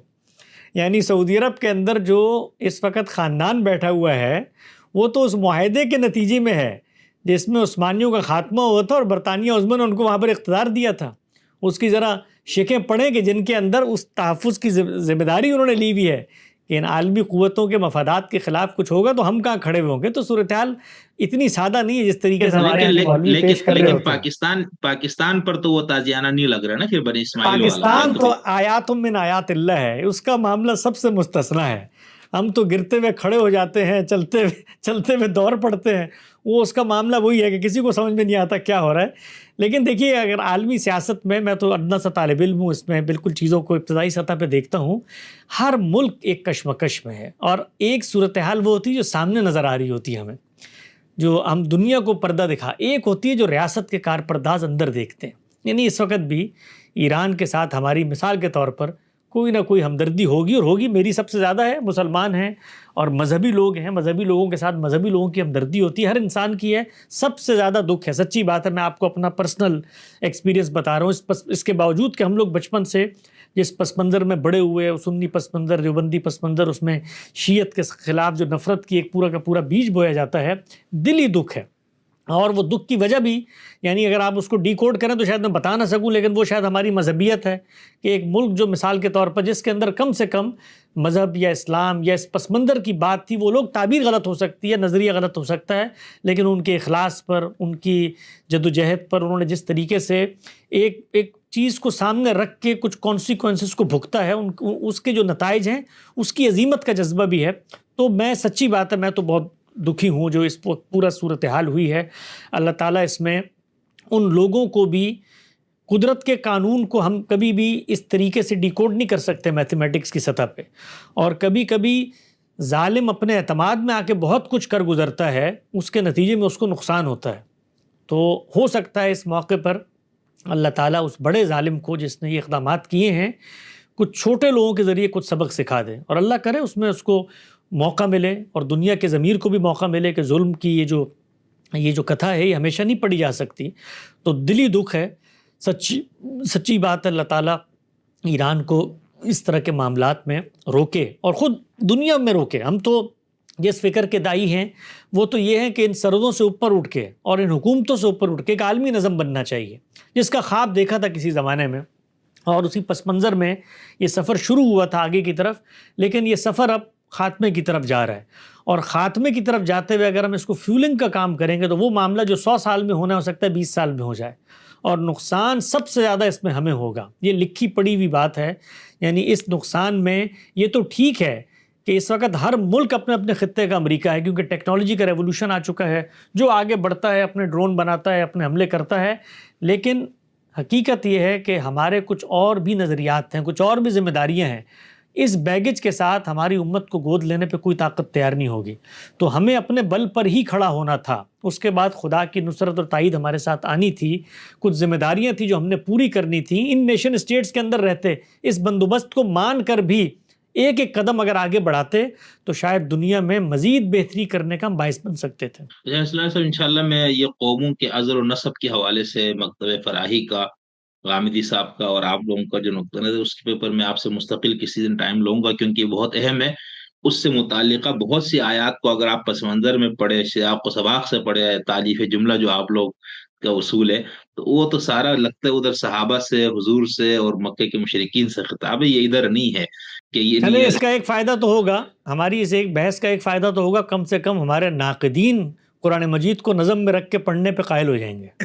نہیں یار، نہیں وہاں پر تو میں کہہ رہا ہوں کہ وہ تو نظم میں پڑھے تو وہاں تو یہ لگتا ہے کہ وہ نہیں، تو مجھے ادھر بڑی بات خوشی ہو رہی ہوتی نا۔ ہے، مجھے بڑی خوشی ہوتی ہے جو تنقیدات ہو رہی ہیں نا، جس میں ہمیں یہ بتایا جا رہا ہے کہ قرآن کی آیت تو اس پس منظر میں ہے، یہاں پر تو شیطان سے مراد یہود تھے، یہاں پر تو یہ تھا، تو مجھے بڑی دلی مسرت ہوتی ہے۔ آپس کی بات ہے، ہمارے یہ سب مقدمات غلط بھی ثابت ہو جائیں، کم سے کم اس میدان میں لانے میں کامیاب ہو گئے جہاں پر اب قرآن کی آیتیں پس منظر میں پڑھ کے ہمیں سمجھائی جا رہی ہیں۔ بالکل نہیں، میں اصل میں بہت عرصہ پہلے بھی میری بہت دلچسپی کا موضوع، اس میں ابوالکلام آزاد، پرویز، پتہ نہیں کس کس کی کتابیں جمع کی، یہ اسباب زوال امت، قوموں کو روز زوال کا قرآن کا، لیکن مجھے کک ہوئی سمجھ میں آ گیا، پھر سوشلسٹ اور یہ نظریات وغیرہ ادھر ادھر چلے گئے، تو میں نے کہا آپ سے انشاءاللہ ایک اس پہ رکھیں گے اور بہت اچھی گفتگو انشاءاللہ آپ سے ہوگی۔ اچھا، غامدی صاحب نے یہ آیت جو پیش کی نا، سورہ اعراف کی آیت نمبر 167، وَإِذْ تَأَذَّنَ رَبُّكَ لَيَبْعَثَنَّ عَلَيْهِمْ إِلَى يَوْمِ الْقِيَامَةِ مَن يَسُومُهُمْ سُوءَ الْعَذَابِ إِنَّ رَبَّكَ لَسَرِيعُ، آیت نہیں پڑھی انہوں نے لیکن حوالہ یہی دیا تھا، تو وہ جب میں نے ڈھونڈی تو یہ آیت نکلی، اور ترجمہ میں غامدی صاحب کا ہی پڑھ رہا ہوں۔ اور وہ بات بھی یاد دلاؤ جب تمہارے پروردگار نے، بریکٹ میں لکھا ہے، اپنے اس فیصلے سے انہیں آگاہ کیا کہ روز قیامت تک وہ ضرور ایسے لوگوں کو ان پر مسلط کرتا رہے گا جو انہیں نہایت برے عذاب دیں گے۔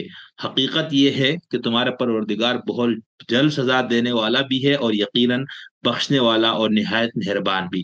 تو اس پہ جو حاشیہ ہے 554 کا، اس میں غامدی صاحب نے لکھا ہے، میں اسرائیل صاحب کی تفسیر بھی رکھی تھی لیکن یہاں پر ٹائم کم ہے، اس لیے میں صرف اس میں غامدی صاحب لکھتے ہیں کہ بنی اسرائیل کو اس فیصلے سے ابتدا ہی میں آگاہ کر دیا گیا تھا، چنانچہ بائبل کے صحیفوں، اخبار اور استثناء میں کئی جگہ اس کا ذکر ہوا ہے۔ انبیاء علیہم السلام اس کے بعد بھی انہیں اس کی یاد دہانی کرتے رہے۔ یسعیاہ، یرمیاہ اور دوسرے تمام نبیوں کے صحائف اسی تنبیہ پر مشتمل ہیں۔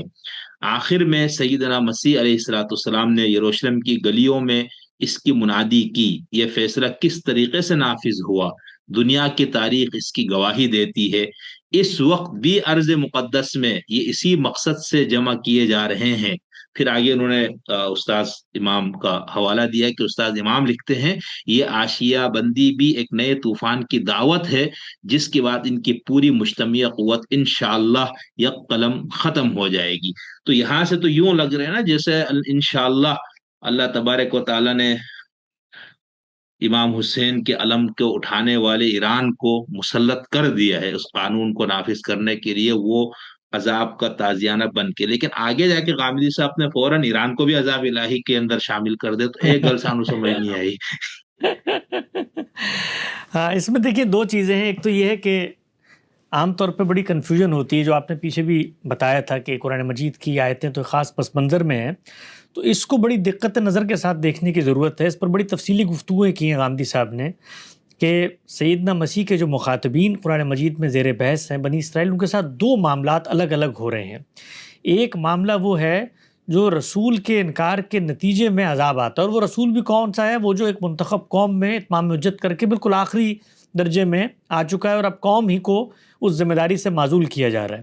تو ایک تو وہ عذاب ہے، اس پس منظر میں قرآن مجید بے تحاشا جگہوں پر ان کو بتاتا ہے کہ اب تمہارے ساتھ یہ ہونے والا ہے۔ ایک اللہ تعالیٰ کی سنت ہے جو قوموں سے متعلق ہے، وہ قوم ہے جس کا اس نے استفا کیا تھا۔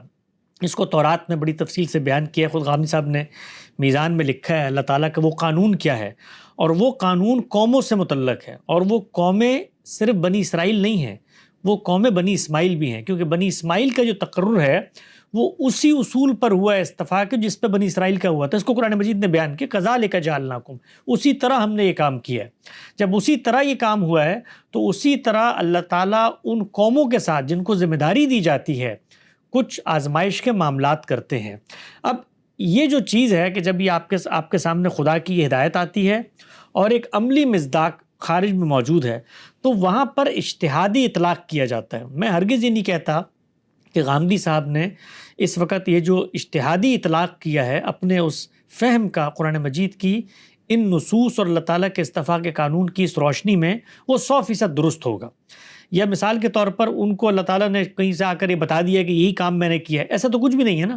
اجتہادی اطلاق ہے، اجتہادی اطلاق کے باب میں اختلاف کی بھی گنجائش ہوتی ہے، اس کو چیلنج کرنے کا پورا حق لوگوں کے پاس موجود ہے۔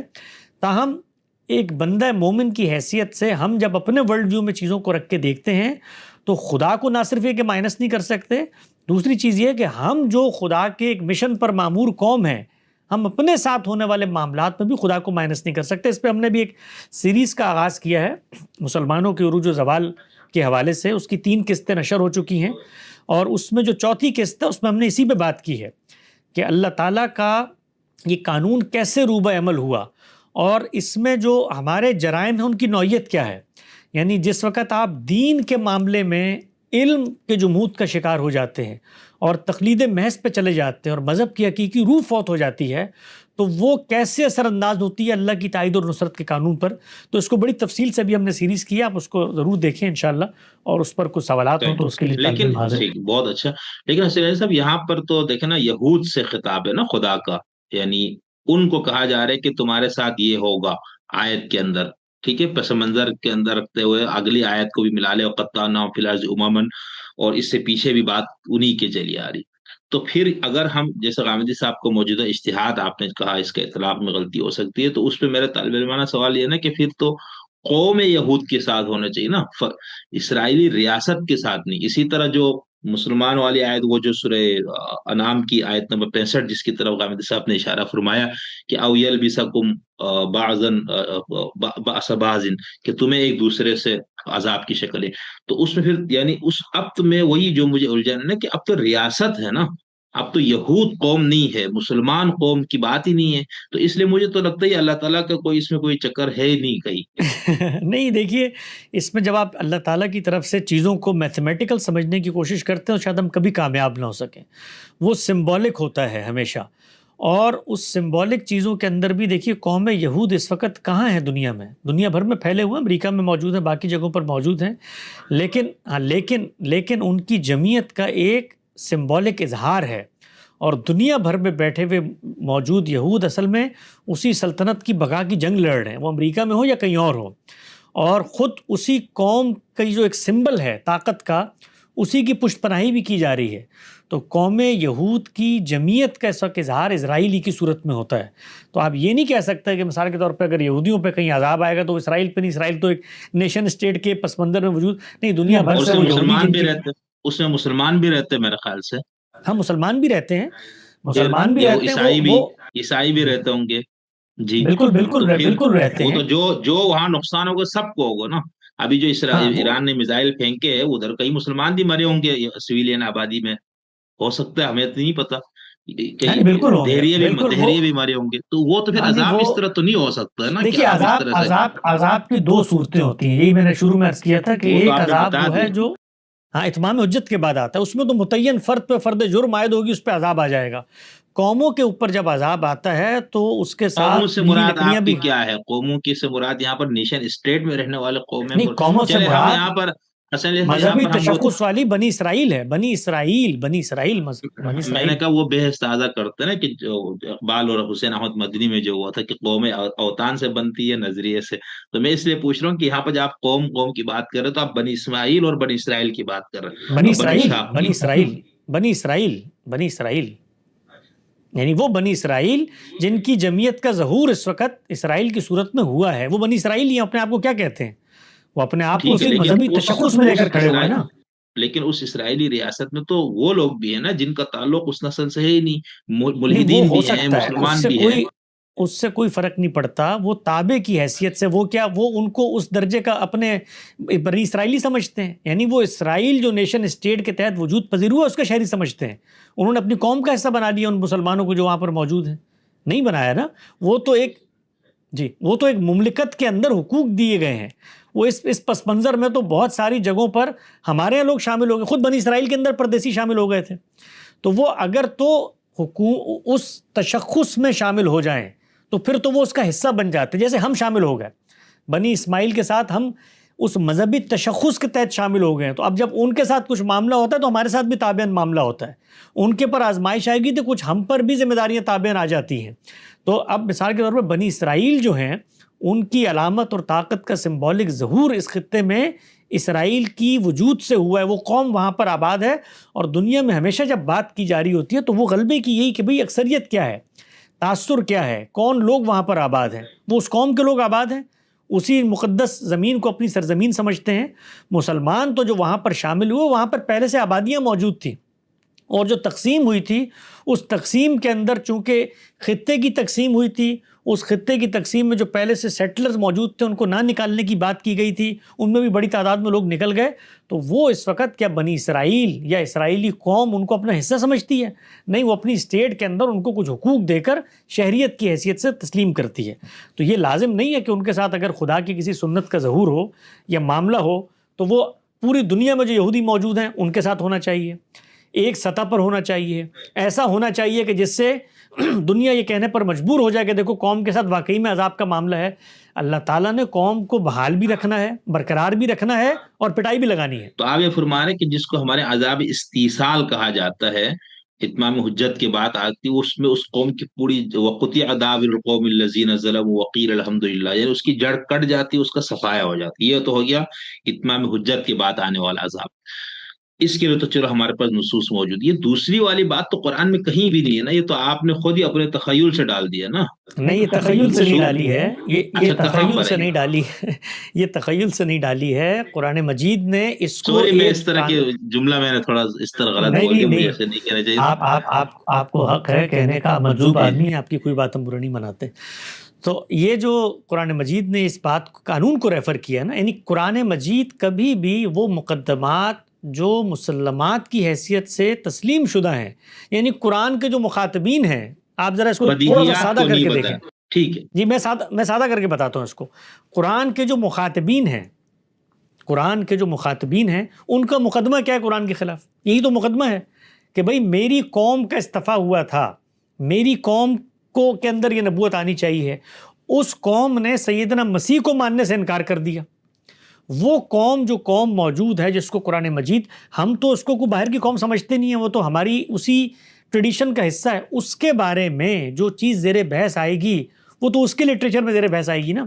تو آپ میزان کو کھولیں، اس کے بالکل ابتدا میں غامدی صاحب نے وہ اقتباس دیا ہے تورات کا، جس کے اندر اللہ تعالیٰ نے اپنے اس قانون کے تحت جو عذاب کا معاملہ ہوگا وہ بتایا یہود کو۔ تو ہم جب یہ کہتے ہیں کہ اللہ نے ہمارا انتخاب اسی بنیاد پہ کیا ہے، تو وہ آپ سے آپ لوٹ آتا ہے۔ ہمیں جس قومی ذمہ داری میں کہیں بٹھایا گیا، دیکھیں یہود کو بٹھایا تھا کنعان میں، اس کے بعد کیا کیا؟ گرد و پیش کی ریاستیں خالی کروائیں، کہ یہ میراث کا علاقہ ہے، اس لیے کہ قوم یہاں پر رہے گی اور قوم نے یہ کام کرنا ہے، قوم کو تحفظ کی ضمانت دی ہے۔ رسول اللہ صلی اللہ علیہ وسلم نے کیا کیا؟ اتمام حجت، یعنی یہ دونوں قوانین پیرلل چل رہے ہوتے ہیں ان قوموں کے ساتھ جن کا استفا ہو گیا ہے۔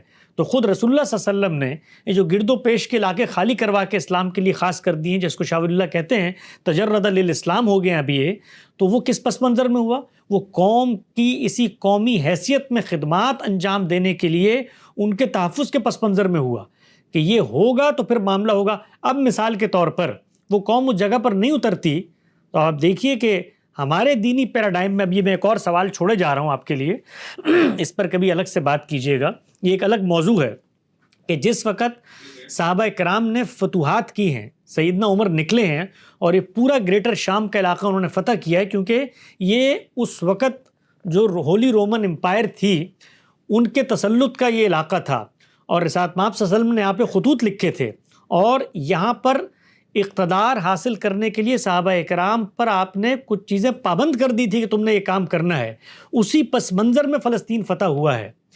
تو ہم اگر اپنے دینی کانوٹیشن میں دیکھیں تو جس جگہ پر ہماری قوم کو بٹھایا گیا ہے، بنی اسماعیل، ان کے گرد و پیش کے علاقوں کو خالی کروانا، یہ خود ہماری اس دینی مشن کا ایک ناگزیر تقاضا ہے۔ ہوں گے کیسے؟ سیاست کے اصول پہ ہوں گے، طاقت کے اصول پہ ہوں گے۔ تو ہمیں اگر طاقت ملتی ہے، آپ نے مجھ سے پیچھے ایک سوال کیا تھا، میں نے اس سوال کا دنیا کے عرف میں ایک جواب دیا، تاریخیت کے پس منظر میں۔ جب آپ دینی پس منظر میں مجھ سے یہ سوال کریں گے تو اس کا جواب میں بطور طالب علم کے ضرور دوں گا کہ اگر ہمیں طاقت ملتی ہے تو اللہ کے پیغمبر نے جزیرہ نما عرب کے گرد و پیش کے جن علاقوں میں صحابہ کرام کی حکومت قائم کی تھی اور کسی مقصد سے قائم کی تھی، وہ مقصد مجروح ہوگا اگر وہاں پر حکومتیں قائم نہیں ہوں گی، اور ہو رہا ہے کسی حد تک۔ مثال کے طور پہ اگر یہ توسیع ہوتی ہے اسرائیل کی تو ہمارا حرمین خطرے میں آئے گا، پوری امت اس وقت کھڑی ہوگی۔ تو اس پس منظر میں پھر ہم اس کا تحفظ کریں گے، ہم یہ دیکھیں گے وہ، اور وہاں پر کوئی اسرائیل اور یہود کی شرط نہیں ہے، کوئی ہندو بھی آ کے ریاست بنائیں گے تو اس کا بھی خاتمے کے بارے میں غور کریں گے۔ صحیح، بہت اچھا، بہت شکریہ۔ اچھا سنیہ صاحب، یہ آخر میں ایک وہ پھر وہ لطیفہ آپ نے سنانا ہے، وہ بالکل اینڈ میں رکھتے، ٹھیک ہے؟ یہ جو اب صحیح ہے۔ ہو رہا ہے، اب چونکہ ماشاء اللہ آپ امریکہ میں رہتے ہیں، ساری دنیا کی خبروں سے یہ سب چیزیں، آپ کا اپنا ماشاء اللہ سے سیاسیات پر، قوموں کے عروج زوال کا مذہبی نقطۂ نظر سے بھی، سیکولر نقطۂ نظر سے بھی آپ ان سب چیزوں کے پر آپ کی گہری نگاہ ہے، اور ابھی جو کچھ دیکھ رہے ہیں، تو آپ کو کیا لگتا ہے کیا انجام ہوگا؟ ایران کے اندر رجیم چینج ہوگا، کسی ایک کی فتح ہوگی، جنگ بندی ہو جائے گی؟ آپ کی بصیرت یا آپ کا تجزیہ کیا ہے اس پہ؟ مجھے یہ لگتا ہے کہ جنگ بندی ہو جائے گی۔ دنیا اس ایڈونچر کی پوزیشن میں اس وقت نہیں کھڑی ہوئی کہ آپ پوری کی پوری قوم کے اندر کسی گروہ کو، کسی ملت کے اندر کوئی سیاسی طاقت موجود ہے اس کا خاتمہ کر کے کہیں سے کوئی نئی قیادت پیدا کر کے وہاں پر بٹھا سکتے ہیں۔ یہ کم و بیش ناممکنات میں سے امریکہ کو اس کا اندازہ ہوا ہے۔ افغانستان کے اندر، نہیں، عراق میں تو کیا انہوں نے، عراق کے اندر بھی انہوں نے کرنے کی کوشش کی، لیکن وہاں کے ڈائنامکس ذرا مختلف تھے۔ خود عراق کے اندر جو مثال کے طور پہ رجیم موجود تھی، وہ وہاں کے جو حقیقی نمائندے لوگ تھے ان کے ساتھ مل کر نہیں کھڑی ہوئی تھی۔ خود وہاں پر جو ظلم کیا ہے صدام حسین نے، اور لاکھوں کی تعداد میں جو وہاں پر سیاسی عصبیتیں موجود ہیں ان کا گلا گھونٹا تھا، وہ لوٹ کے واپس آئی ہیں۔ تو ایران میں بھی ملکوں کی کافی حد تک یہی ڈائنامکس، صورتحال ہے نا، ایران نے بھی یہی صورتحال ہے، ولایت فقیہ کے مخالفین کا بالکل جینا محال ہے وہاں پر۔ مخالفین کی تعداد ہے، خود وہاں کی مملکت نے جو کچھ کیا ہے اس کے اوپر آپ تنقید کر سکتے ہیں، لیکن صورتحال ایسی نہیں ہے کہ وہاں پر جو نظریہ موجود ہے، اور وہ نظریہ اپنے پس منظر میں اس رجیم کو ایک طرح کی جواز اور تقویت فراہم کرتا ہے۔ یعنی ایسا نہیں ہوا کہ امام خمینی وہاں پر آ کے مسلط ہو کر بیٹھ گئے ہیں، بلکہ جو کچھ اہل تشیعوں کا نظریہ ہے وہ دنیا میں مجسم ہوتا ہوا نظر آتا ہے۔ تو اس طریقے کی قوم جس کے ہاں دینی جواز موجود ہو کسی رجیم کا، اور وہ اس کو اس تقدس کی نگاہ سے دیکھ رہی ہو، وہاں پر اس طرح کے ایڈونچر کرنا کم و بیش ناممکنات میں سے ہے کہ آپ وہاں پر اس کا خاتمہ کر کے اور اسی طریقے کی بادشاہت کو دوبارہ سے بحال کر دیں۔ یہ بیج وہاں پر نہیں لگایا جا سکتا، اور مجھے یہ لگتا ہے جتنا کچھ میں نے یہ انٹرنیٹ کے اوپر دیکھا، اور وہ لوگ جو مثال کے طور پہ کبھی یہ خواب بھی دیکھتے تھے، وہ اس وقت کافی سہمے ہوئے ہیں، ان کو یہ اندازہ ہوا ہے کہ باقی تو ٹھیک ہے اوپر سے آ کے آپ جو بمباری کر کے چلے جائیں، لیکن یہ نظام بنانا، مملکتوں کو لے کے چلنا، اس ایڈونچر کو اب مغربی ممالک بھی سنبھالنے کی پوزیشن میں نہیں ہے۔ اور اس کے لیے جس سطح کا سرمایہ چاہیے ہوتا ہے، دیکھیے آپ کو تو باہر بیٹھ کے بہت کچھ لگتا ہوگا نا، امریکہ کے خود امریکہ کے اندر جب آپ رہتے ہیں تو ہر نیشن کے کچھ داخلی چیلنجز ہوتے ہیں، اور وہ بھی وقت کے ساتھ ساتھ پائل اپ ہو رہے ہوتے ہیں۔ اب یہاں پر اس وقت کے جو چیلنجز ہیں، جس میں خود یہاں پر جو قوم موجود تھی ان کے ہاں نوکری کے مواقع، مال کی تقسیم، ٹیکسز کے مسائل، اللیگل امیگرینٹس، خود داخلی اضطرابات، یہ کنڈیشنز، ان لوگوں کے آپس کی تنازعات، جنگیں جو حکومتوں میں لے کر آئے، یہ سوشل میڈیا کا ریولوشن، اس میں ہر نیشن اس وقت اپنے بیگیج کے ساتھ ڈیل کر رہی ہے.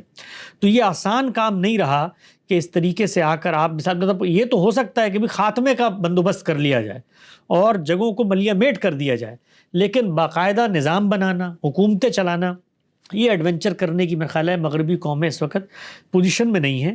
زیادہ سے زیادہ یہی ہوگا کہ ایران کو ایٹمی قوت بننے کا جو خواب تھا کسی بھی درجے میں اس کا خاتمہ کر دیا جائے، اور اس کے بعد پھر مذاکرات کی سطح پر لا کر ان کو ایک ایسی جگہ پر آنے پر مجبور کر دیا جائے جہاں پر وہ داخلی طور پر اپنی نفرت کا اظہار کرتے رہیں، لیکن ان میں وہ طاقت اور صلاحیت نہ ہو کہ جس کی بنیاد پر وہ عالمی قوتوں کے فیصلوں کو چیلنج کر سکیں. حسنین صاحب، آخر میں ایک طالب علم کے طور پر میں یہاں پر آپ نے بھی یہ بات کی، اور ہمارے ہاں چونکہ ماحول ایسا بن گیا نا کہ شیعوں میں یہی نظریہ ہے، ایسا نہیں ہے، یعنی پورا نجف کا مدرسہ، بغداد کا، عراق کا اور باقی دنیا میں جو شیعوں کا، وہ ولایت فقیہ کے اس تصور کو نہیں مانتے. وہ کہتے ہیں حق حکمرانی خدا نے امام کو دیا، یہ غیر امام یا غیر معصوم کو نہیں ہے. لیکن بہرحال یہ ہو گیا تو آپ اس کو انہوں نے اس طرح بنا لیا. تو اسی طرح میں خیال یہودیوں کے ہاں بھی ہے نا، یہ ایک جو فلسطین ریاست اسرائیل کے خلاف بھی جو یہودی ہیں، ان کا بھی یہ نقطہ نظر ہے کہ مسیحا کا کام ہے یہ تم لوگ آ کے ادھر ریاست اسرائیل بنانا. اس طرح ہے کوئی؟ نہیں، بہت کم تعداد میں ہیں ایسی چیزیں ہیں. اور خود اس وقت جو آپ کو حیرانی ہوگی یہ بات جان کے، جو ایونجلسٹ فرقہ ہے مسیحیوں کا، جو اس وقت ان کی پشت پناہی کرتا ہے خود ان مغربی ممالک کے اندر، اور بڑے پیمانے پہ وہ چاہتا ہے کہ وہاں پر ان کو استحکام ہو، اس کے پیچھے بھی ان کا مذہبی نظریہ ہے کہ یہ یہاں پر ہوں گے اور پھر سیدنا مسیح کی آمد ہوگی اور پھر اس کے بعد وہ خاتمہ کریں گے ان سب کا. تو ہاں، تو یہ جس طرح آپ چیزوں کو دیکھتے ہیں نا نیشن اسٹیٹ کے دور میں، اور قومیں وہاں موجود ہیں اور یہاں موجود ہیں، یہ کہانی اتنی سادہ بھی نہیں ہے. یعنی خود عالمی قوتوں کے اندر جو پس منظر میں تائید موجود ہے یہود کی، وہ محض یہ لفظ کو پہ غور، وہ محض اس خطے میں سیاسی اثر و رسوخ کے پس منظر میں نہیں ہے. یہ حقیقت ہے. اس پر بہت کچھ یہاں پر آپ کو لٹریچر بھی مل جائے گا. مجھے خود موقع ملا ہے براہ راست کچھ جگہوں پر سمجھنے کا، بات چیت کرنے کا، کہ یہاں پر جو مسیحیوں میں سپورٹ ہے اس وقت، وہ محض اپنے برطانیہ عظمیٰ کے یا عالمی جنگ کے پس منظر میں کیے گئے فیصلے کے سپورٹ میں نہیں ہے، اس میں کچھ مذہبی نظریات کا بھی دخل ہے. یہ بہت دلچسپ بات ہے. چلے اس پہ بھی کچھ کسی دن بات ہونی چاہیے کہ یہ کیا ہے سارا. نہیں ٹھیک، بہت شکریہ. آپ کو لطیفہ آپ اگر سنانے، میں نے آپ سے بہت ٹائم لے لیا. لطیفہ سنایا تو چونکہ آپ نے ایران کا ذکر کیا، تو ہمارے ایک دوست ہیں بڑے مشہور کالم نویس ہیں، انہوں نے بتایا کہ پاکستان کے اندر جو اخبارات ہیں ان کی ایک ایڈیٹوریل پالیسی ہے جس میں وہ کبھی بھی نام نہیں لکھتے ایران کا، وہ ہمیشہ اس کے لیے برادر اسلامی ملک کہتے ہیں. تو وہ انہوں نے کہتے ہیں کہ میں نے ایک کالم میں غلطی سے ایک محاورہ لکھ دیا کہ فلاں صاحب سے میری ملاقات ہوئی، اور جب میں نے ان کے سامنے استدلال پیش کیا تو ایران توران کی باتیں کرنے لگے. تو اگلے روز اخبار کے اندر جب وہ کالم چھپا تو اس میں یہ تھا کہ میں نے فلاں صاحب سے معاملہ کیا، تو وہ آپس میں برادر اسلامی ملک اور توران کی باتیں کرنے لگے. تو انہوں نے ایران توران کا جو محاورے کا لفظ تھا اس کو بھی تبدیل کر کے برادر اسلامی ملک کر دیا. چلے یہ تو بہت اچھا.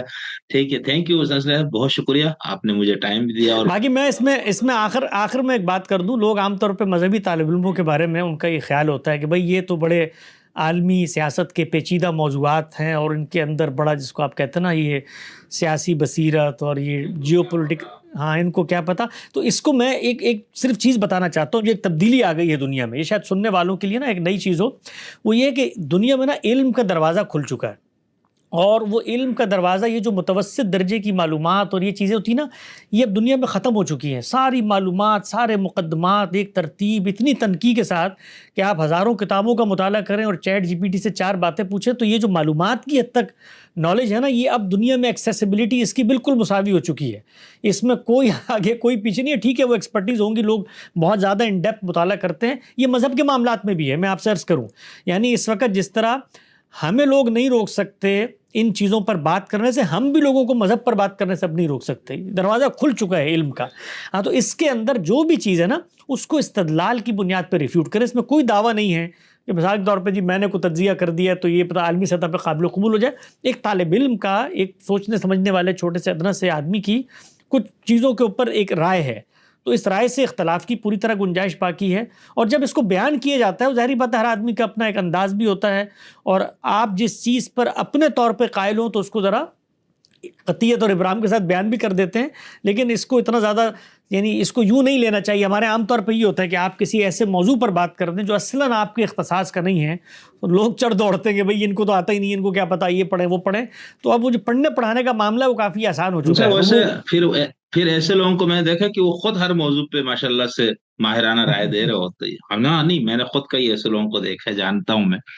تو اس طرح نہیں کرنا چاہیے نا، آپ کی بات صحیح ہے، مطلب کہ ہر بندہ بھائی مکمل عالم تو یعنی علم کا تمام وہ تو اپنے اندر جذب تو کوئی بھی نہیں کر سکتا نا، تو بہت ساری ہم سب ہر طالب علم جو ہے نا جی وہ شعور پیدا کرنے کی کام کر رہا ہوتا ہے۔ دو چار باتیں ہو سکتا ہے میری ٹھیک ہوں، دو چار آپ کے سوالات ٹھیک ہوں، آپ کے سوالات نے کچھ مجھے بعد میں سوچنے پہ مجبور کر دیا ہو کہ بھئی یہ رائے جس کو میں بیان کر رہا ہوں اس میں یہ گیپس ہیں۔ علم کا سفر ہے، اس کو نا ٹھنڈے میٹھے انداز میں، ہمارے جو کہ مسلم امہ میں بہت زیادہ کنفرنٹیشن ہے، وہ اس کو لیتے ہی نہیں ہے اس طریقے سے۔ ایسے ہی بالکل ایسے، بالکل بہت اچھا، تھینک یو سر، بہت شکریہ، پھر آپ سے ملاقات ہوتی ہے، انشاءاللہ، بہت شکریہ۔